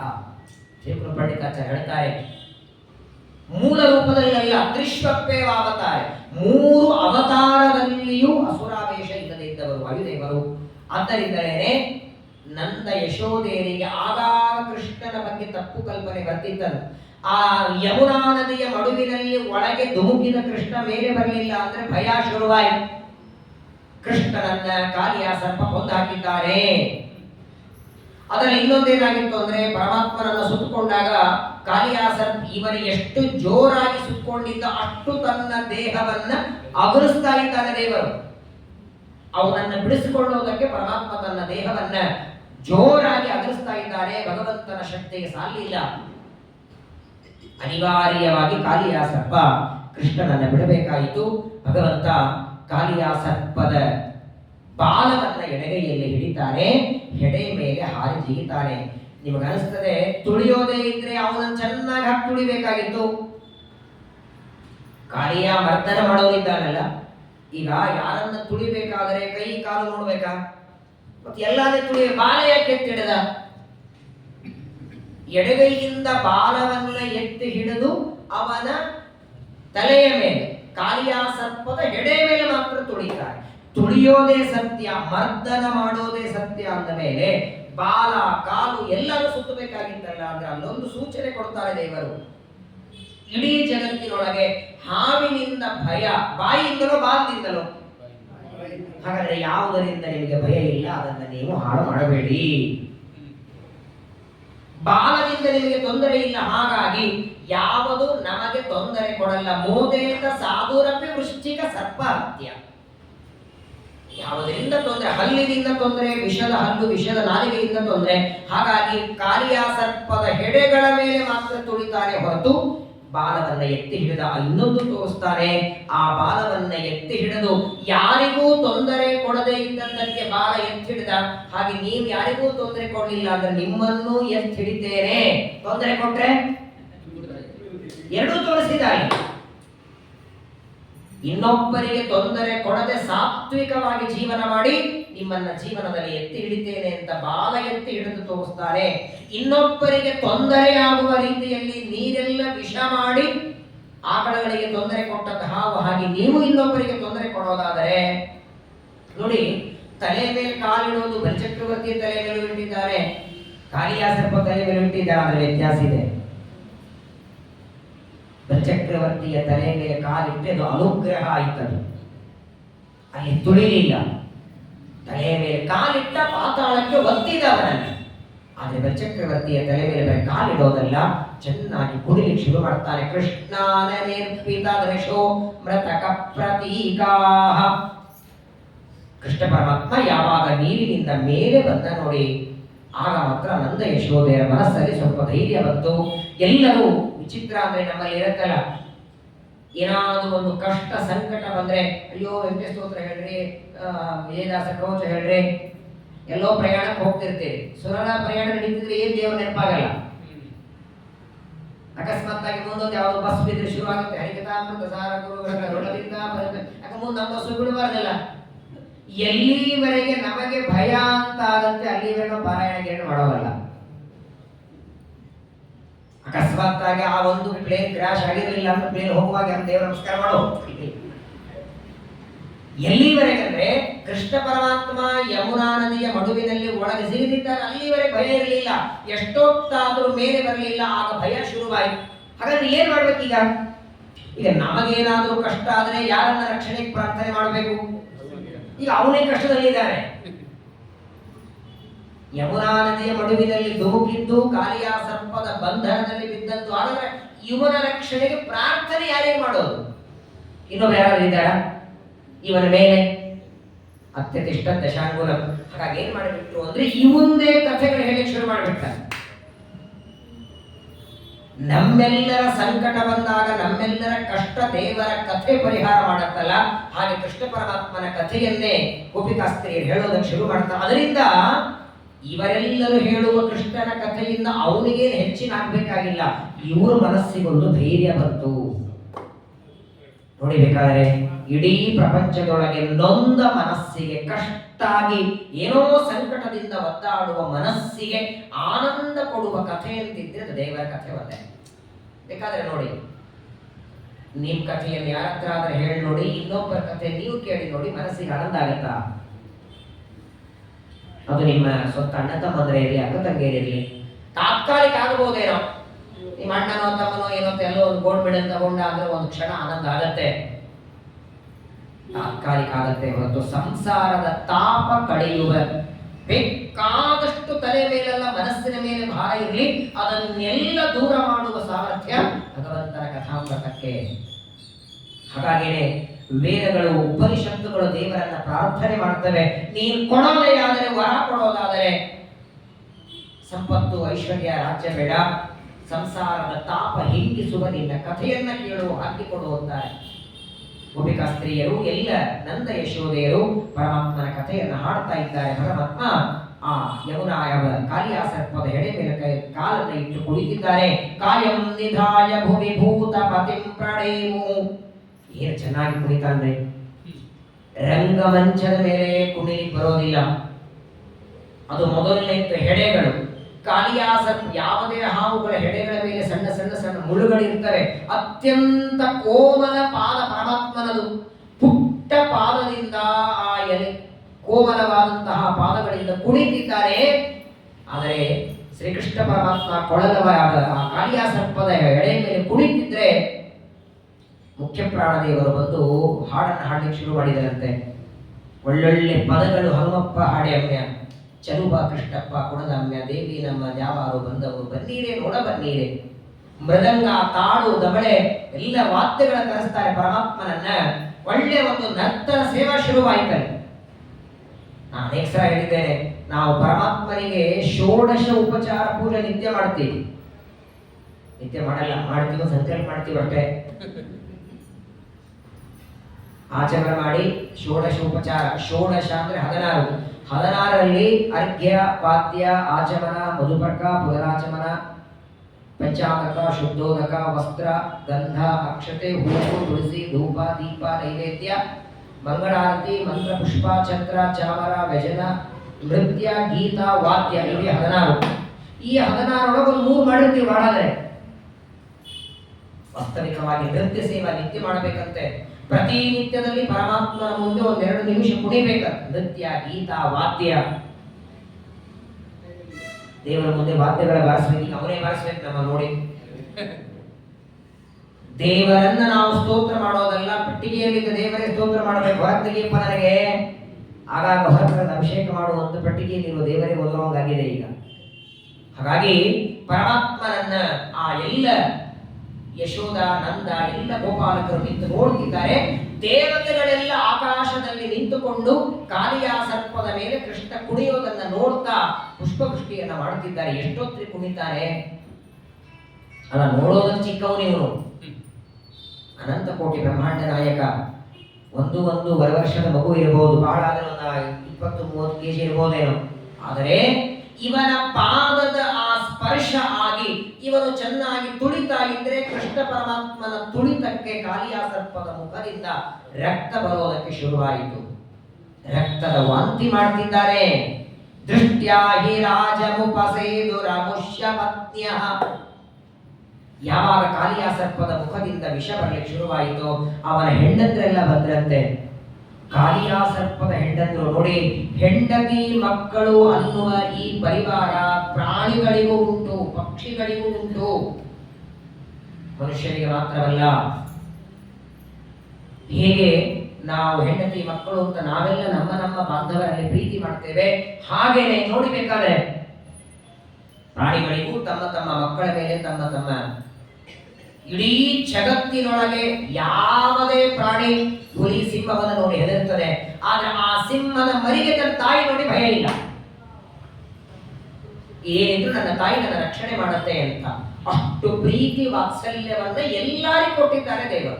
ಸಣ್ಣ ಇರುವೆಯನ್ನ ಆರಂಭ ಮಾಡಿ ಆನೆಯವರೆಗೆ ಪ್ರತಿಯೊಂದು ಪ್ರಾಣಿಗಳಿಗೆ ಪಕ್ಷಿಗಳಿಗೆ ತಮ್ಮ ತಮ್ಮ ಶರೀರದ ಮೇಲೆ ಅಭಿಮಾನ.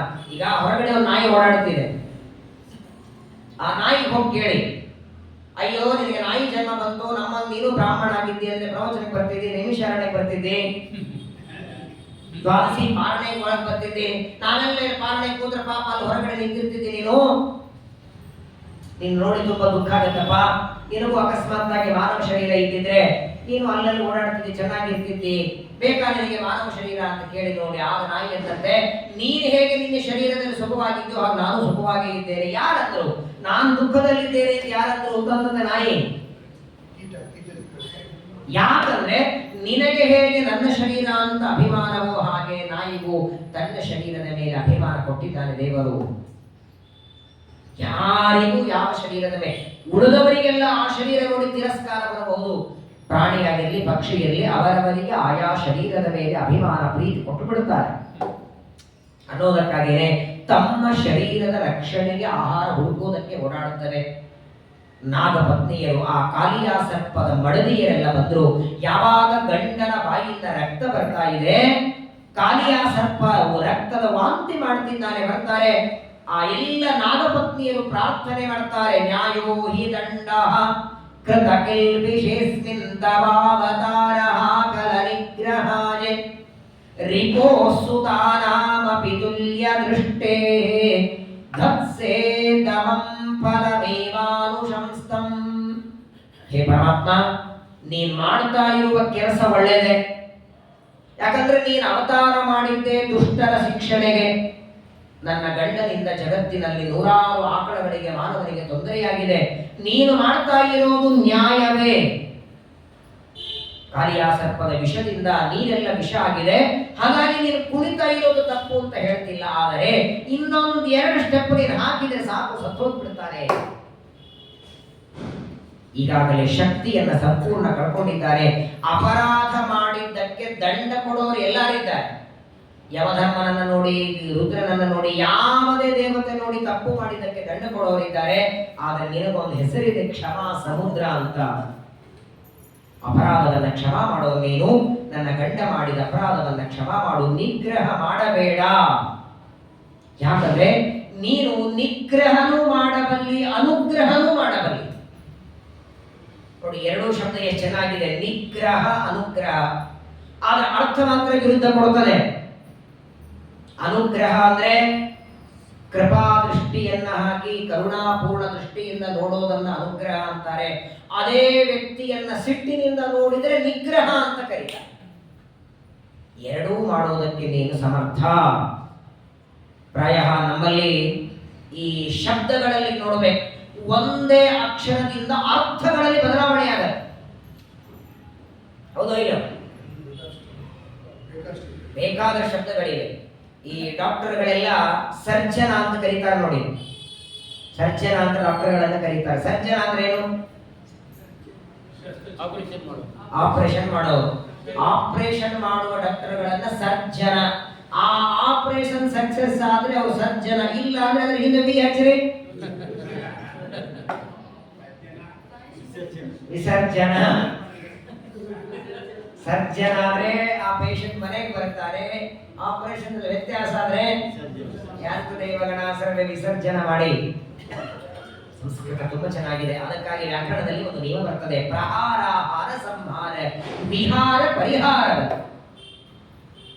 ಹಾರ ಅಂತ ಒಂದು ಶಬ್ದ ಇದೆ, ಅದನ್ನು ನೀವು ಕನ್ನಡದಲ್ಲಿ ಹಾರ ಅನ್ಬಹುದು. ಆ ಹಾರ ಅದರ ಹಿಂದೆ ಪ್ರ ಹಚ್ಚ್ರಿ, ಪಡೆಯೋದು. ಪ್ರ ತೆಗೆದು ಸಂ ಹಚ್ಚ್ರಿ, ಸಂ ತೆಗೆದು ಪರಿ ಹಚ್ಚ್ರಿ, ಪರಿ ತೆಗೆದು ವಿ ಹಚ್ಚ್ರಿ. ಒಂದೇ ಹಾರ, ಒಂದೇ. ಅದರ ಹಿಂದೆ ಉಪಸರ್ಗೇಣ ಧಾತ್ವತ್ತೋ ಬಲಾದ ಅನ್ಯತ್ರ ನೀಯತೆ ವ್ಯಾಕರಣ ಹೇಳುತ್ತೆ. ಹಾಗೆ ಇಲ್ಲಿ ಚೆನ್ನಾಗಿ ಪ್ರಾರ್ಥನೆ ಮಾಡ್ತಾರೆ ನೋಡಿ, ಅನುಗ್ರಹ ನಿಗ್ರಹ ಎರಡೂ ನಿನ್ ಕೆಲಸನೇ. ಅನುಗ್ರಹೋಯಂ ಭವತಾಕೃತೋ ಹಿನೋ ದಂಡೋ ಸತಾಂ ತೇ ಖಲು ಕಲ್ಮಷಾಪಃ. ನಾವು ಕೆಲವು ಸಲ ದೇವರ ಬಗ್ಗೆ ತಪ್ಪು ತಿಳ್ಕೊಳ್ತೇವೆ. ನಮಗೆ ದೇವರು ಮೇಲಿಂದ ಮೇಲೆ ಕಷ್ಟಗಳನ್ನು ಕೊಡ್ತಾನೆ, ಮೇಲಿಂದ ಮೇಲೆ ದುಃಖ ಕೊಡ್ತಾನೆ. ಇದು ಅನುಗ್ರಹನೋ ನಿಗ್ರಹನೋ? First class. ಮೇಲಿಂದ ಮೇಲೆ ಕಷ್ಟ ಕೊಡ್ತಾನೆ, ದುಃಖ ಕೊಡ್ತಾನೆ ಅಂದ್ರೆ ನಮಗೆ ಪರ್ಸನಲ್ ಆಗಿ ನಮಗೂ ದೇವರಿಗೂ ದ್ವೇಷ ಇದೆಯಾ? ಹಾಗಾದ್ರೆ ಅದರಿಂದ ಏನು ಅನುಗ್ರಹ ಆಯಿತು? ಮೇಲಿಂದ ಮೇಲೆ ಕಷ್ಟ ಕೊಟ್ರೆ, ಮೇಲಿಂದ ಮೇಲೆ ದುಃಖ ಕೊಟ್ರೆ, ಈಗಲಾದ್ರೂ ಈ ದುಃಖ ಸಂಸಾರದಿಂದ ಹೊರಗೆ ಬಂದು ದೇವರಲ್ಲಿ ಮನಸ್ಸಿಡೋಣ ಅಂತ ಅನಿಸ್ತದೆ. ಎಲ್ಲಿವರೆಗೆ ನೀವು ಸಿಹಿ ತಿಂದ್ರೆ, ಜಿಲೇಬಿ ತಿಂದ್ರೆ ನೀವು ಶುಗರ್ ಹೆಚ್ಚಾಗಿ ಕಿಡ್ನಿಗೆ ತೊಂದರೆ ಅಂತ ಡಾಕ್ಟರ್ ಹೇಳ್ತಾರೆ, ಅಲ್ಲಿವರೆಗೆ ಬಿಡವರಲ್ಲ ನಾವು.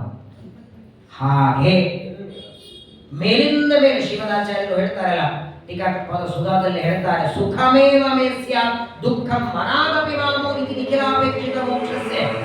ಇಡೀ ಪ್ರಪಂಚದಲ್ಲಿ ನೋಡಿ ಬನ್ನಿ, ಎಲ್ಲರೂ ಅಪೇಕ್ಷೆ ಪಡೋದು ಸುಖ ಬೇಕು ಅಂತ, ದುಃಖ ಬೇಕು ಅಂತ ಹಸಿ ತಡೆದು ಬಿಡಲ್ಲ.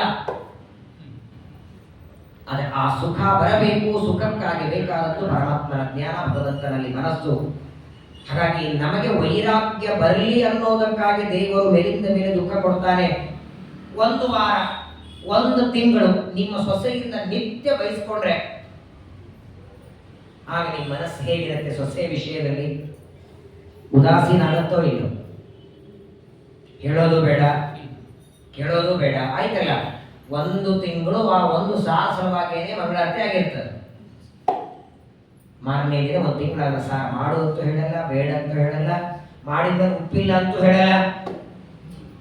ಯಾಕಂದ್ರೆ ಮನುಷ್ಯನಿಗೆ ಯಾವಾಗಲೂ ನೋಡಿ ಒಂದು ಆಸಕ್ತಿ ಬರ್ತದೆ, ಎರಡನೇದ್ದು ತಾತ್ಸಾರ ಭಾವನೆ ಬರ್ತದೆ, ಅದಿಲ್ಲ ಅಂದ್ರೆ ಉದಾಸೀನ ಭಾವನೆ ಬರ್ತದೆ. ಅತಿ ಹೆಚ್ಚು ಮನಸ್ಸು ತೊಡಗಿಸಿದ್ರೆ ಆಸಕ್ತಿ, ಬೇಡ ಅಂತ ಬಿಟ್ರೆ ತಾತ್ಸಾರ. ನಾವು ಏನಪ್ಪ ಮಾಡೋದು? ಮನಸ್ಸು ಇಡೋದು ಇಲ್ಲ, ಬೇಡೋ ಇಲ್ಲ, ಅದು ಉದಾಸೀನ. ಉದಾಸೀನವದಾಸೀನೋ ಕೃಷ್ಣ ಗೀತೆಯಲ್ಲಿ ಹೇಳ್ತಾನೆ. ಕೆಲವು ವಿಷಯದಲ್ಲಿ ನಾವು ಉದಾಸೀನರಾಗಿರೋದೇ ಒಳ್ಳೆಯದಲ್ಲ. ಕೆಲವೊಂದರಲ್ಲಿ ಆಸಕ್ತಿ ಬೇಕು, ಕೆಲವೊಂದರಲ್ಲಿ ಅನಾಸಕ್ತಿ ಬೇಕು, ಕೆಲವು ವಿಷಯಗಳಲ್ಲಿ ಉದಾಸೀನರಾಗಿರೋದೇ ಉತ್ತಮ. ಆದರೆ ನೀನು ಹಾಗೆ ಮಾಡುವಾಗಿಲ್ಲ ಅಂತಾರೆ. ಏನೋ ನಡೀತಿದೆ, ನಡೀಲಿ ಅಂತಲ್ಲ. ಈಗ ಸತ್ಯದಲ್ಲಿ ನೀನು ಅವತಾರ ಮಾಡಿ ಇಷ್ಟೊತ್ತು ತಲೆ ಮೇಲೆ ಕಾಲಿಟ್ಟು ಕುಣಿದು ನಿಗ್ರಹ ಮಾಡಿದ್ದೆ, ಇನ್ನ ಮೇಲೆ ಅನುಗ್ರಹವನ್ನ ಮಾಡು, ಸಾಕು ಕುಣಿಯೋದನ್ನ. ಒಂದು ಪ್ರಶ್ನೆ ನಿಮಗೆ ಬರ್ತದೆ, ಕೃಷ್ಣ ಪರಮಾತ್ಮ ಕಾಲಿಯ ಸರ್ಪದ ಹೆಡೆಯ ಮೇಲೆ ಕುಣಿದ, ಸಿಟ್ಟಿನಿಂದ ಕುಣಿದನು ಆನಂದದಿಂದ ಕುಣಿದನು? ಅವನು ಯಾಕೆ ಆನಂದ ಆಗಿತ್ತು? ನೀರೆಲ್ಲ ವಿಷ ಆಗಿದ್ದಕ್ಕ. ಈಗ ಕುಣಿಬೇಕಾದರೆ ಕಾಲಿಯ ಸರ್ಪದ ವಿಷದಿಂದ ಆಕಳಗಳಿಗೆ ತೊಂದರೆಯಾಗಿದೆ, ನೀರೆಲ್ಲ ವಿಷ ಆಗಿದೆ ಅನ್ನೋದಕ್ಕಾಗಿ ಕುಣಿತಿದ್ದ. ಈಗ ಅವನು ತಪ್ಪು ಮಾಡಿದ ದಂಡ ತಾನೇ ಇದು, ಕುಣಿಯೋದು ದಂಡ ತಾನೇ. ದಂಡ ಯಾವಾಗ ಕೊಡ್ಲಿಕ್ಕಾಗತ್ತೆ? ಯಾರನ್ನು ಹೊಡಿಬೇಕಾದಾಗ ಅವನು ಸಿಟ್ಟಿದ್ದಾಗ ತಾನೇ ಹೊಡೆಯೋದು. ಹಾಗಾದ್ರೆ ಕಾಲಿಯ ಸರ್ಪದ ಹೆಡೆಯ ಮೇಲೆ ಕುಣಿಯೋದು ಇದು ದಂಡ ಆದರೆ, ಆ ದಂಡ ಕೊಡುವಾಗ ದೇವರಿಗೆ ಅವನ ಮೇಲೆ ಕೋಪ ಇತ್ತ? ಕೋಪ ಇರಲಿಲ್ಲ ಅಂದ್ರೆ, ಪಾಠ ಕಲಿಸೋದಿದ್ರೆ ಬಾಯಿ ಮಾತಿನಿಂದ ಬೇಡಪ್ಪ ಇರಬೇಡ, ನೀನಿದ್ರೆ ನೀರೆಲ್ಲ ವಿಷ ಆಗುತ್ತೆ, ತೊಂದರೆ ಆಗುತ್ತೆ, ಇಲ್ಲಿಂದ ಹೊರಡು, ಸಾಕು, ಪಾಠ ಕಲಿಸಕ್ಕಾಗ್ಲಿಲ್ವಾ? ಅದೇ ಶಿಕ್ಷಣೆ. ನೀನಿಲ್ಲಿದ್ರೆ 100 ಜನರಿಗೆ ತೊಂದರೆ ಆಗುತ್ತೆ, ಇಲ್ಲಿಂದ ಹೊರಡು ಅಂತ ಒಂದು ಮಾತು ಕೃಷ್ಣ ಹೇಳಿದ್ರೆ ಹೊರಟು ಬಿಡ್ತಿದ್ದ. ಹಾಗಾದ್ರೆ ಬಾಯಿ ಮಾತಿನಿಂದ ಕಾಲಿಯ ಸರ್ಪವನ್ನ ಮಡುವಿನಿಂದ ಹೊರಗೆ ಹಾಕ್ಲಿಕ್ಕೆ ಸಾಧ್ಯವಿರುವಾಗ ಕುಣಿಯುವ ಕೆಲಸ ಯಾಕೆ? ಕುಣಿದಿದ್ದಾನೆ. ಆದ್ದರಿಂದ ಕಾಲಿಯ ಸರ್ಪದ ಮೇಲೆ ಸಿಟ್ಟೇ ಇತ್ತು ಕೃಷ್ಣನಿಗೆ. ನೀರೆಲ್ಲ ವಿಷ ಮಾಡಿದ್ದಕ್ಕೆ ಅವನ ಮೇಲಿನ ಕೋಪದಿಂದ ಕುಣಿದಿದ್ದಾನೆ. ಅಂದ್ರೆ ಕೋಪ ಇದೆ ಅನ್ನಬೇಕು ದೇವರಿಗೆ. ಕೋಪ ಇದೆ ಅಂದ್ರೆ ತಮೋ ಗುಣ ಇದೆ ಅನ್ನಬೇಕು ಅವನಿಗೆ. ಯಾಕೆ ಕೋಪ ಬರೋದೇ ತಮೋ ಗುಣದಿಂದ.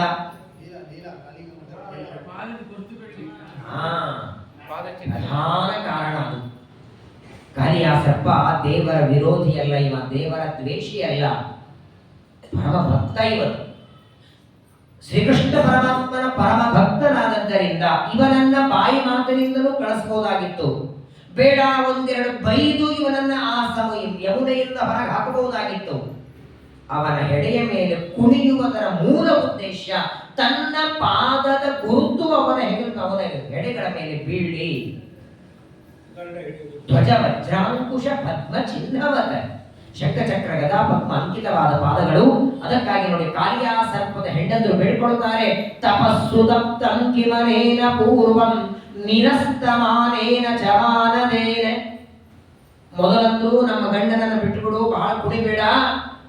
ಇನ್ನೊಂದು 2 ಸ್ಟೆಪ್ ಹಾಕಿದ್ರೆ ಸತ್ತೋಗ್ತಾನೆ. ಇನ್ನೊಂದು ಮಾತಾಡ್ತಾರೆ, ನೀನು ಇವನ ಹೆಡೆ ಮೇಲೆ ಕುಡಿಬೇಕಾದ್ರೆ ಎಷ್ಟು ಪುಣ್ಯ ನಮ್ಮ ಗಂಡ ಮಾಡಿದ್ದಾನೆ ಅಂತ ನೋಡಿ. ನಿನ್ನ ಪಾದದ ಧೂಳಿ ಬೇಕು ಅಂತ ಕಾಯ್ತಾರೆ. ನಿನ್ನ ಪಾದದ ಅಭಿಷೇಕ ಮಾಡಿದ ಪಾದೋದಕ ನೀನೇ ಡೈರೆಕ್ಟ್ ಅಲ್ಲ, ಶಾಲಿಗ್ರಾಮದ ಮೇಲೆ ಅಭಿಷೇಕ ಮಾಡಿದ ಪಾದೋದಕನೇ ಜಗತ್ತು ಉದ್ಧಾರ ಮಾಡುತ್ತೆ. ವರಾಹದೇವರ ಕಥೆ ಕೇಳಿದ 3ನೇ ಸ್ಕಂದದಲ್ಲಿ ರಸಾತಳದಲ್ಲಿ ಮುಳುಗಿದ ಪೃಥ್ವಿಯನ್ನ ತಂದಿಟ್ಟ ಮೇಲೆ ಜೋರಾಗಿ ಝಾಡಿಸಿದ. ಹಂದಿಗಳಿಗೆ ಸಾಮಾನ್ಯವಾಗಿ ನೀರಲ್ಲಿ ಮುಳುಗಿದ್ರೆ ಝಾಡಿಸೋ ಚಟ ಇರುತ್ತಲ್ಲ, ವರಾಹದೇವರು ಝಾಡಿಸಿದರೆ ವಿಧುನ್ವತಾವೇದಮಯಂ ನಿಜಂ ವಪು. ತೃತೀಯ ಸ್ಕಂದ ಭಾಗವತ ಹೇಳ್ತದೆ, ಸಖಾ ಶಿವೋದ್ಭೀತ ಶಿವಾಂಬು ಬಿಂದುವಿ ವಿವೃಜ್ಯಮಾನಾಭ್ರಶಮೀಶ ಪಾವಿತಾ. ವರಾಹದೇವರು ಝಾಡಿಸಿದ್ರೆ ಆ ನೀರು ಸತ್ಯಲೋಕದವರೆಗೆ ಸಿಡಿದಿತ್ತು ಅಂತೆ. ಯಾವ ಯಾವ ಪದಾರ್ಥಗಳಿಗೆ ಸಿಡಿದಿದೆ ಅದೆಲ್ಲ ಪವಿತ್ರವಾಗಿ ಉದ್ಧಾರ ಆಗಿ ಹೋಯಿತು. ಮಂತ್ರಾಲಯದಲ್ಲಿ ಅನೇಕ ಬಾರಿ ಟಿವಿಯಲ್ಲಿ ನೋಡಿರ್ತೀರಿ, ಭೂತ ಪ್ರೇತಗಳ ಏನೋ ಬಾಧೆ ಇದ್ರೆ ಮಂತ್ರಾಲಯಕ್ಕೆ ಹೋದ್ರೆ ಪಾದೋದಕದ ಪ್ರೋಕ್ಷಣೆ ಮಾಡಿ ಅದನ್ನು ದೂರ ಮಾಡ್ತಾರೆ. ಮಂತ್ರಾಲಯಕ್ಕೆ ಇವಾಗ ಎಲ್ಲಾ ಕಡೆಗೂ ಮಠಗಳಲ್ಲಿ ಅದೊಂದು ಸಂಪ್ರದಾಯ ಇದೆ. ನೀವು ಮಧ್ಯಾಹ್ನ 12 ಗಂಟೆಗೆ ಹೋದ್ರೆ ತೀರ್ಥ ಪ್ರಸಾದಕ್ಕಿಂತ ಮೊದಲು ನೈವೇದ್ಯದ ಮೇಲೆ ಪಾದೋದಕ ಪ್ರೋಕ್ಷಣೆ ಮಾಡ್ತಾರೆ. ನೋಡಿ, ಪರಮಾತ್ಮನ ಆರಾಧನೆ ಮಾಡುವ, ದೇವರನ್ನ ಮುಟ್ಟಿ ಪೂಜೆ ಮಾಡುವ ಈ ಯತಿಗಳ ಪಾದೋದಕಕ್ಕೆ ಇಷ್ಟ ಮಹಿಮೆ ಇರಬೇಕಾದ್ರೆ ಇನ್ನು ಅವನ ಪಾದವೇ ತಲೆ ಮೇಲಿಟ್ಟಿದ್ದಾರೆ. ಒಂದು ಕಡೆಗೆ ಸಂಕಟ ಆಗ್ತಿದೆ, ಗಂಡನ ಹೆಡೆ ಮೇಲೆ ಪಾದ ಇಟ್ಟಿದ್ದಾನೆ, ಗಂಡ ವಾಂತಿ ಮಾಡ್ತಿದ್ದಾನೆ, ರಕ್ತದ ವಾಂತಿ. ಒಂದು ಕಡೆಗೆ ಸಂಕಟ, ಗಂಡನ ಪರಿಸ್ಥಿತಿ ನೋಡಿ ಹೆಂಡಂದ್ರಿಗೆ. ಇನ್ನೊಂದು ಕಡೆ ಆನಂದನೂ ಆಗ್ತಿದೆ. ಯಾಕಂದ್ರೆ ಧರ್ಮೋಧವ ಸರ್ವ ಜನಾನುಕಂಪಯ. ಈ ಸೌಭಾಗ್ಯ ಇನ್ಯಾರಿಗೆ ಸಿಗತ್ತೆ ಅಂತ ಅವರು. ನೀನು ಕೋಪದಿಂದ ಬೈದು ಕಳಿಸಬಹುದಾಗಿತ್ತು, ಹೊಡೆದು ಕಳಿಸಬಹುದಾಗಿತ್ತು. ಚೆನ್ನಾಗಿ ಕುಣಿದು ನಿನ್ನ ಪಾದದ ಗುರುತು ತಲೆ ಮೇಲೆ ಇಟ್ಟಿದ್ಯಲ್ಲ, ಇದು ಒಂದು ಅರ್ಥದಲ್ಲಿ ನೀನು ಮಾಡಿದ ಅನುಗ್ರಹವೇ. ಸಂಸಾರದಿಂದ ಬಿಡುಗಡೆಯಾಗುವುದಕ್ಕೆ ಇದೊಂದು ಸಾಕು. ಸ್ವಾಮಿ, ನಾವಿನ್ನೇನು ಹೇಳೋದಿಲ್ಲ ಅಂತಾರೆ ನೋಡಿ. ತಲೆ ಮೇಲೆ ಕಾಲಿಟ್ಟು ಕುಣಿದದ್ದಕ್ಕೆ ಎಷ್ಟು ಆನಂದ ಆಗಿತ್ತು ನಾಗಪತ್ನಿಯರಿಗಂದ್ರೆ, ನ ಪಾರಮೇಷ್ಟ್ಯಂ ನ ಚನಾಗ ಪೃಷ್ಟಂ ನ ಸಾರ್ವಭೌಮಂ ನ ರಸಾಧಿಪತ್ಯಂ ನ ಯೋಗ ಸಿದ್ಧಿಂ ಅಪುನರ್ಭವಂ ವಾ ವಾಂಛಂತಿ ತ್ವತ್ಪಾದ ರಜ ಪ್ರಪನ್ನಾಃ. ತ್ವತ್ಪಾದ ರಜ ಅಂದ್ರೆ ಧೂಳಿ. ಬ್ರಹ್ಮದೇವರನ್ನ ಆರಂಭ ಮಾಡಿ ಯಾವುದೇ ದೇವತೆಗಳನ್ನ ಕೇಳಿ ಮೋಕ್ಷ ಬೇಕಾ ಬೇಡ ಅಂತಾರೆ, ಸ್ವರ್ಗ ಬೇಕಾ ಬೇಡ ಅಂತಾರೆ, ಪಾರಮೇಷ್ಟ್ಯ ಪದವಿ ಬೇಡ ಅಂತಾರೆ, 14 ಲೋಕಕ್ಕೆ ಒಡೆತನ ಬೇಡ ಅಂತಾರೆ, ಅಣಿಮಾ ಮಹಿಮಾ ಗರಿಮಾ ಲಗಿಮಾ ಪ್ರಾಪ್ತಿ ಪ್ರಾಕಾಮ್ಯ ಅಷ್ಟ ಸಿದ್ಧಿಗಳು ಬೇಡ ಅಂತಾರೆ, ಯಾವುದು ಕೊಡ್ತೇನಂದ್ರೂ ಬೇಡ ಅಂತಾರೆ. ಆದರೆ ನಿನ್ನ ಪಾದದ ಧೂಳಿಯಿಂದ ಮೊದಲು ಕೊಡು ಅಂತಾರೆ. ಎಷ್ಟು ಮಹಿಮೆ ನಿನ್ನ ಪಾದ ಧೂಳಿಗಿದೆ ಸ್ವಾಮಿ. ನಿನ್ನ ಪಾದ ಧೂಳಿಯಲ್ಲ, ನಿನ್ನನ್ನ ಆರಾಧನೆ ಮಾಡುವ ನಿನ್ನ ಭಕ್ತರ ಪಾದ ಧೂಳಿ ಬಿದ್ದರೂ ಸಾಕು ಮನೆಯಲ್ಲಿ. ಪ್ರತಿನಿತ್ಯ ಶಾಲಿಗ್ರಾಮದ ಪೂಜೆ ಮಾಡುವ, ನಿತ್ಯದಲ್ಲಿ ನೈವೇದ್ಯ ವೈಶ್ವದೇವದ ಅನ್ನ ಊಟ ಮಾಡುವ ಒಬ್ಬ ಬ್ರಾಹ್ಮಣ ನಿಮ್ಮ ಮನೆಗೆ ಬಂದ್ರೆ 12 ಸಾರಿ ಕಾಶಿ ಯಾತ್ರೆ ಮಾಡಿದ ಪುಣ್ಯ ಬರ್ತದೆ ಬ್ರಾಹ್ಮಣನ ಪಾದ ತೊಳೆದರೆ. ದೇವರ ಆರಾಧನೆ ಮಾಡುವ ಬ್ರಾಹ್ಮಣನ ಪಾದಕ್ಕೆ ಈ ಮಹಿಮೆ ಇರಬೇಕಾದರೆ ಇನ್ನು ನಿನ್ನ ಮಹಿಮೆ ಎಷ್ಟು. ಆದರೂ ನಿನ್ನ ಪಾದದ ಧೂಳಿಯಿಂದ ನಮ್ಮ ಗಂಡನ ಶರೀರ ಪವಿತ್ರ ಆಗಿದೆ. ನಮಸ್ತುಭ್ಯಂ ಭಗವತೆ ಪುರುಷಾಯ ಮಹಾತ್ಮನೇ. ಸಾಕು ಮಾಡು ಸ್ವಾಮಿ. ಅನಾದಿ ಕಾಲದಿಂದ ಅನಂತ ಕಾಲದವರೆಗೆ ಭಕ್ತರ ರಕ್ಷಣೆ ಮಾಡುವ ನೀನು. ನಿನಗೆ ಕಾಲ ಅಂತ ಹೆಸರು. ಕಾಲ, ಕಾಲ ಯವನ, ಕಾಲ ನಿಯಾಮಕ. ಇವತ್ತು ನನ್ನ ಗಂಡನ ಕಾಲ ಬಂದಿದೆ, ಇವನನ್ನ ರಕ್ಷಣೆಯನ್ನ ಮಾಡಿ ನೀನೇ ಅನುಗ್ರಹವನ್ನ ಮಾಡು. ತುಂಬಾ ಚೆನ್ನಾಗಿ ನೋಡಿ, ಒಂದು ಮಾತನ್ನ ಶ್ರೀಮದಾಚಾರ್ಯ ಹೇಳ್ತಾರೆ, ಹೆಣ್ಮಕ್ಕಳಿಗೆ ವೇದಾಧಿಕಾರ ಉಂಟಾ ಅಂದ್ರೆ ಆಗುರ ಉತ್ತಮ ಸ್ತ್ರೀಣ ಅಧಿಕಾರ ಅಂತೂ ಆಗಿದೆ. ಇವರೆಲ್ಲ ಸ್ತೋತ್ರ ಮಾಡಿದ್ದಿದೆ. ನಾಗಪತ್ನಿಯರ ಸ್ತೋತ್ರ ಬರ್ತದೆ, ಗೋಪಿಕಾ ಸ್ತ್ರೀಯರ ಸ್ತೋತ್ರ, ಇವರೆಲ್ಲ ವೇದಗಳಿಂದಲೂ ಸ್ತೋತ್ರ ಮಾಡಿ. ಹಿಂದೆ ಈ ವೇದಾಧಿಕಾರ ಇತ್ತು ಸ್ತ್ರೀಯರಿಗೆಲ್ಲ. ಇಂದ್ರದೇವರ ಹೆಂಡತಿ ಶಚಿದೇವಿಗೆ, ಶ್ಯಾಮಲಾದೇವಿಗೆ, ಉಷಾದೇವಿಗೆ ವೇದಾಧಿಕಾರ ಅನಂತರದಲ್ಲಿ ಸ್ತ್ರೀಯರಲ್ಲಿ ಕೊಡದೇ ಇರುವುದಕ್ಕೆ ಕಾರಣ ಸರಿಯಾಗಿ ರಜಸ್ವರ 3 ದಿನದ ಕಡೆಗೆ ಆಚರಣೆ ನಿಂತದ್ದಕ್ಕೆ ವೇದಾಧಿಕಾರ ಶಾಸ್ತ್ರ ಬೇಡ ಅಂತ ಹೇಳಿ. ಹಾಗಾಗಿ ವೇದಗಳೆಲ್ಲ ಶ್ರವಣ ಮಾಡಿ.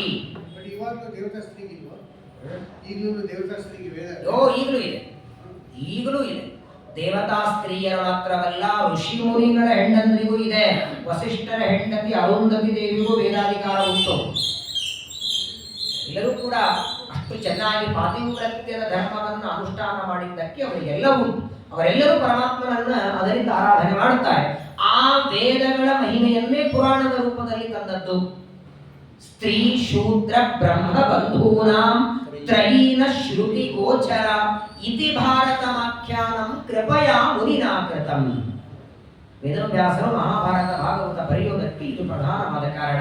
ಹಾಗಾಗಿ ಅಪೌರುಷೇಯವಾದ ವೇದಗಳಲ್ಲಿ ಬಂದ ವಿಚಾರಗಳನ್ನೆಲ್ಲ ಆ ನಾಗಪತ್ನಿಯರು ಪ್ರಾರ್ಥನೆ ಮಾಡ್ತಾರೆ. ಪರಮಾತ್ಮ ಸ್ವಲ್ಪ ಹೊತ್ತು ಅವನ ಹೆಡೆ ಮೇಲೆ ಕುಣಿದು ಕೊನೆಗಂತಾರೆ, ಅಪರಾಧ ಸಕೃತ್ ಭದ್ರ ಸೋಡವ್ಯ ಸಕೃತಾತ್ಮಜ. ನಮ್ಮಲ್ಲಿ ಒಂದು ರೂಢಿ ಇದೆ, ಮಕ್ಕಳು ತಪ್ಪು ಮಾಡಿದರೆ ತಂದೆ ಕ್ಷಮೆಯನ್ನು ಕೇಳ್ತಾನೆ, ಹೆಂಡತಿ ತಪ್ಪು ಮಾಡಿದರೆ ಗಂಡ ಕ್ಷಮೆಯನ್ನು ಕೇಳ್ತಾನೆ, ಗಂಡು ತಪ್ಪು ಮಾಡಿದರೆ ಹೆಂಡತಿ ಕ್ಷಮೆಯನ್ನು ಕೇಳ್ತಾಳೆ. ಈಗ ಸದ್ಯದಲ್ಲಿ ಕಾಲಿಯ ಸರ್ಪ ಮಾತಾಡುವ ಪರಿಸ್ಥಿತಿಯಲ್ಲಿಲ್ಲ. ಹಾಗಾಗಿ ಗಂಡನ ಪರವಾಗಿ ಪ್ರಾರ್ಥನೆಯನ್ನು ನಾವು ಮಾಡ್ತೇವೆ, ಅಪರಾಧವನ್ನ ಮನ್ನಿಸು ಅಂತ ಬೇಡ್ಕೊಳ್ತೇವೆ. ಇನ್ನು ಮೇಲೆ ಅನುಗ್ರಹ ಮಾಡದೆ, ಇದು ನಿಗ್ರಹ ಮಾಡದೆ ಅನುಗ್ರಹ ಮಾಡಿ ಇವನನ್ನು ನಿನ್ನ ದಾಸ ಅಂತ ಸ್ವೀಕಾರ ಮಾಡುವಂತ ಪ್ರಾರ್ಥನೆ ಮಾಡಿಕೊಳ್ತಾರೆ. ಆಗ ಪರಮಾತ್ಮ ನಾಗಪತ್ನಿಯರು ಮಾಡಿದ ಪ್ರಾರ್ಥನೆಯನ್ನ ಕೇಳಿ ಆ ಕಾಲಿಯ ಸರ್ಪದ ಹೆಡೆಯ ಮೇಲಿಂದ ಕೆಳಗೆ ಇಳಿತಾನೆ. ಕೆಳಗೆ ಇಳಿದ ಕಾಲಿಯ ಸರ್ಪಕ್ಕೆ ಹೇಳ್ತಾನೆ, ನೀನಿಲ್ಲಿರೋದು ಬೇಡ, ನೀನು ವಾಸ ಮಾಡುವುದಕ್ಕೆ ಇದು ಯೋಗ್ಯವಾದ ಸ್ಥಳ ಅಲ್ಲ. ಇಲ್ಲೆಲ್ಲ ಜನರೆಲ್ಲ ವಾಸ ಮಾಡ್ತಾರೆ, ಎಲ್ಲ ಆಕಳಗಳು, ಎಲ್ಲ ಜನರು ಪಾನ ಮಾಡು. ಈಗ ನಿಮ್ಗೆ ಯಮುನಾ ನೀರು ಕುಡಿಲಿಕ್ಕಾಗಲ್ಲ. ಮಥುರಾ ವೃಂದಾವನಕ್ಕೆ ಹೋದ್ರೆ ದುರ್ವಾಸನೆ ಹೊಡಿತದೆ, ಎಲ್ಲ ಘಟಾರ ನೀರು ಅಲ್ಲೇ ಬಂದು ಸೇರಿಸ್ತದೆ. ಒಂದು ಕಾಲದಲ್ಲಿ ಎಲ್ಲರೂ ಉಪಯೋಗಿಸುವಂತಹ ನೀರು. ಆದ್ದರಿಂದ ಇಲ್ಲಿರಬೇಡ, ಇಲ್ಲಿಂದ ಹೊರಡು, ಇಲ್ಲಿಂದ ರಮಣಕ ಅನ್ನುವ ದ್ವೀಪಕ್ಕೆ ಹೊರಡು ಅಂತ ಕಾಲಿಯ ಸರ್ಪಕ್ಕೆ ದೇವರು ಆಜ್ಞೆ ಮಾಡ್ತಾನೆ. ಪರೀಕ್ಷಿತರು ಶುಕಾಚಾರ್ಯ ಕೇಳ್ತಾರೆ, ಅಲ್ಲ ಸ್ವಾಮಿ, ಕಾಲಿಯ ಸರ್ಪ ದೇವರ ಭಕ್ತ ಅಂತೇಳಿ ಮಹಾಜ್ಞಾನಿ, ಅವನ ಹೆಂಡಂದ್ರೆ ಇಷ್ಟು ಚೆನ್ನಾಗಿ ಸ್ತೋತ್ರ ಮಾಡಿದ್ದಾರೆ ಅಂದ್ರೆ ಅವನು ಎಷ್ಟು ಜ್ಞಾನಿ ಇರಬೇಕು. ಹಾಗಾದ್ರೆ ನನ್ನಿಂದ ಇಷ್ಟು ತೊಂದರೆ ಆಗುತ್ತೆ ಅಂತ ಗೊತ್ತಿದ್ದಾಗ ಈಗ ಬಂದು ಉಳಿದ ಯಾಕವನು? ಕಾಲಿಯ ಸರ್ಪ ಯಮುನಾ ನದಿಯ ಮಡುವಿನಲ್ಲಿ ಬಂದು ಉಳಿಯೋದಕ್ಕೇನಾದ್ರೂ ಕಾರಣ ಇದೆಯಾ ಅಂದ್ರೆ ಇದೆಯಪ್ಪ. ಏನಾಯ್ತು ಅಂದ್ರೆ ಹಿಂದೆ ಒಂದ್ಸಲ ಗರುಡ ಪರಮಾತ್ಮನನ್ನ ಹೆಗಲ ಮೇಲೆ ಕೂಡಿಸಿಕೊಂಡು ಸಂಚಾರ ಮಾಡುವಾಗ ತನಗೆ ಹಸಿವಾಯಿತು ಅಂದ್ರೆ ಎಲ್ಲಾದ್ರೂ ಹಾವು ಕಾಣಿಸಿದ್ರೆ ಎತ್ತಿ ಬಾಯಲ್ಲಿ ಹಾಕೊಂಡು ಬಿಡ್ತಿದ್ದ.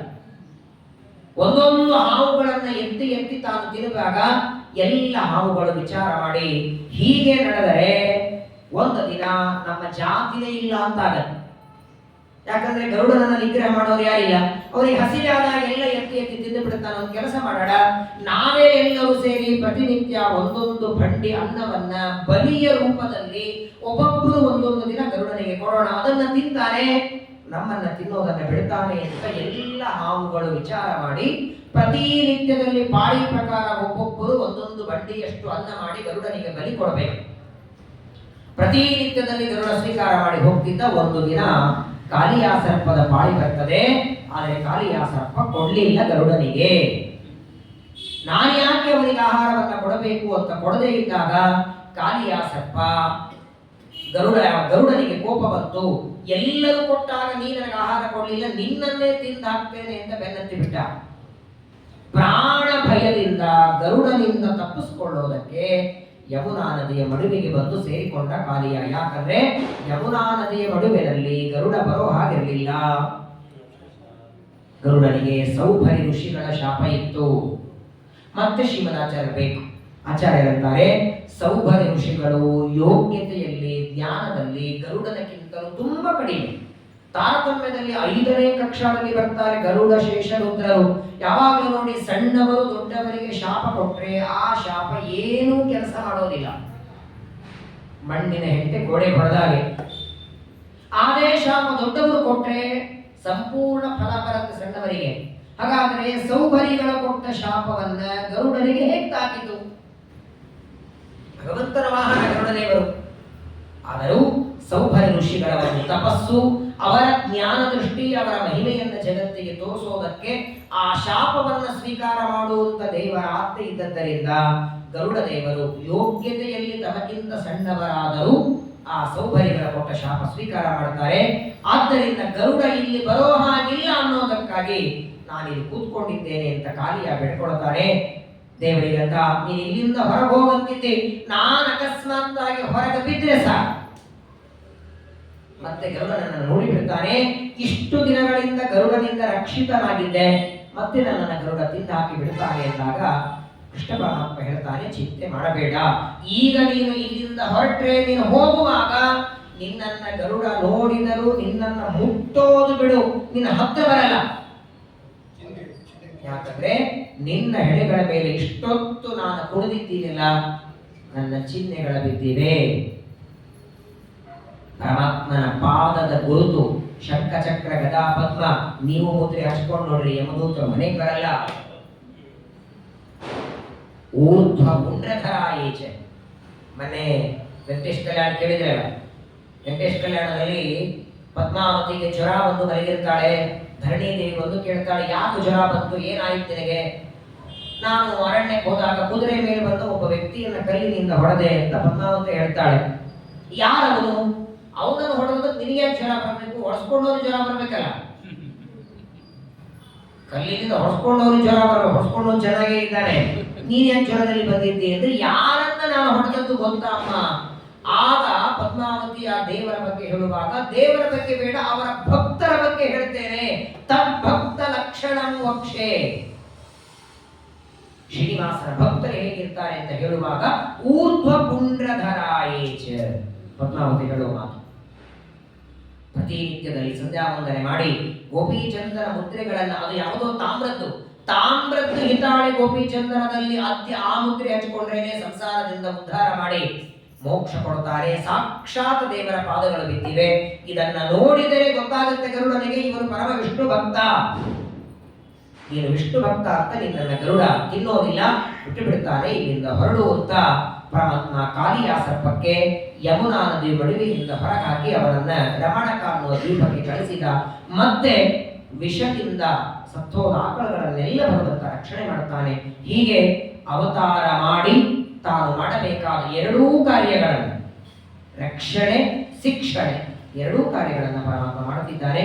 ಇದಾದ ಮೇಲೆ ಮತ್ತೆ ಬೃಂದಾವನದಲ್ಲಿ ಆಟ ಆಡುವಾಗ ಜೋರಾಗಿ ಒಮ್ಮಿಂದೊಮ್ಮೆ ಕಾಡಿಗಿಚ್ಚೆ ಹೊತ್ಕೊಳ್ಳೋದು ಎಲ್ಲ ಕಡೆ. ಅದನ್ನು ಯಾರೇನು ಕಟ್ಟಿಕೊಡೋದು ಹಚ್ಚಲ್ಲ. ಎರಡು ಬಿದಿರಿನ ಗಿಡಗಳು ಒಂದಕ್ಕೆ ಒಂದು ತಿಕ್ಕಿದ್ರೆ ಸಾಕು ಬೆಂಕಿ ಬರಲಿಕ್ಕೆ ಶುರುವಾಗುತ್ತೆ. ಆ ಬೆಂಕಿಯಿಂದ ಸಮಗ್ರ ಕಾಡಿಗಿಚ್ಚು ಹೊಂದ್ಕೊಂಡಿದೆ. ಮಧ್ಯದಲ್ಲಿ ಗೋಪಾಲಕರು, ಯಾವ ಕಡೆಯಿಂದ ಮನೆಗೆ ಹೋಗುವಂಗಿಲ್ಲ. 8 ದಿಕ್ಕಿನಿಂದ ಕಾಡಿಗಿಚ್ಚು, ಅತ್ಯಂತ ಪ್ರಚಂಡ. 2 ಮನುಷ್ಯರ ಎತ್ತರವರೆಗೆ ಬೆಂಕಿ. ಎಲ್ಲರೂ ಇವತ್ತು ಇತಿಶ್ರೀ ಆಯ್ತು, ನಮ್ದೆಲ್ಲ ಮುಗಿತು, ಇವತ್ತೇ ಮನೆಗೆ ಹೋಗಲ್ಲ. ಫೋನ್ ಮಾಡಿ ಅಂದ್ರೆ ಫೋನು ಇಲ್ಲ ಹೇಳುವಂಗೆ, ನಾವು ಬರಲ್ಲ ಅಂತ ಹೇಳಲಿಕ್ಕೆ. ಆ ಕಾಡಿಗಿಚ್ಚಿನಿಂದ ಎಲ್ಲರೂ ಒದ್ದಾಡ್ತಾ ಕೃಷ್ಣನಿಗೆ ಪ್ರಾರ್ಥನೆ ಮಾಡ್ತಾರೆ. ದೇವರನ್ನ ಕಣ್ಣು ಮುಚ್ಚರಿ ಅಂತಾನೆ. ಎಲ್ಲರೂ 2 ನಿಮಿಷ ಕಣ್ಣು ಮುಚ್ಚುತ್ತಾರೆ. ಕಣ್ಣು ಮುಚ್ಚಿದಾಗ ಅಂತ ಬಾಯಿ ತೆಗಿತಾರೆ. ಸಮಗ್ರ ಕಾಡಿಗಿಚ್ಚನ್ನ ಪಾನ ಮಾಡಿಬಿಟ್ಟ. ಯಾಕಂದ್ರೆ ಅಗ್ನಿ ಬಂದದ್ದೇ ಇವರ ಮುಖದಿಂದ. ಮುಖಾದಿಂದ್ರಶ್ಚ ಅಗ್ನಿಶ್ಚ. ದೇವರ ಬಾಯಿಂದ ಅಗ್ನಿ ಬಂದಿದ್ದ, ತನ್ನ ಮನೆಗೆ ಅಗ್ನಿ ತಾನು ಪ್ರವೇಶ ಮಾಡುತ್ತಾನೆ. ಒಟ್ಟಾರೆ 2 ಬಾರಿ ಕಾಡಿಗಿಚ್ಚಿನಿಂದ ಗೋಪಾಲಕರನ್ನ ರಕ್ಷಣೆ ಮಾಡ್ತಾನೆ. ಹೀಗೆ ಆಪತ್ತುಗಳಿಂದ ಗೋಪಾಲಕರನ್ನ ರಕ್ಷಣೆ ಮಾಡ್ತಾ ತನ್ನ ಜ್ಞಾನವನ್ನ ಕೊಡ್ತಾ ಬೃಂದಾವನದಲ್ಲಿ ಗೋಕುಲದಲ್ಲಿ ಸಂಚಾರ ಮಾಡ್ತಿದ್ದಾನೆ. ಮತ್ತೆ ಗೋವರ್ಧನ ಉದ್ಧಾರದ ಕಥೆ, ಇಂದ್ರದೇವರ ಅಹಂಕಾರವನ್ನ ಗರ್ವವನ್ನ ಪರಿಹಾರ ಮಾಡಿದ ಕಥೆ, ಅನೇಕ ಕೃಷ್ಣನ ಕಥೆಗಳನ್ನ ಶುಕಾಚಾರ್ಯರು ವರ್ಣನ ಮಾಡುತ್ತಾರೆ. ನಾಳೆಯಿಂದ ಮತ್ತೆ ಶ್ರವಣ ಮಾಡೋಣ. ಮಧ್ವಾಂತರ್ಗತ ಶ್ರೀ ಕೃಷ್ಣ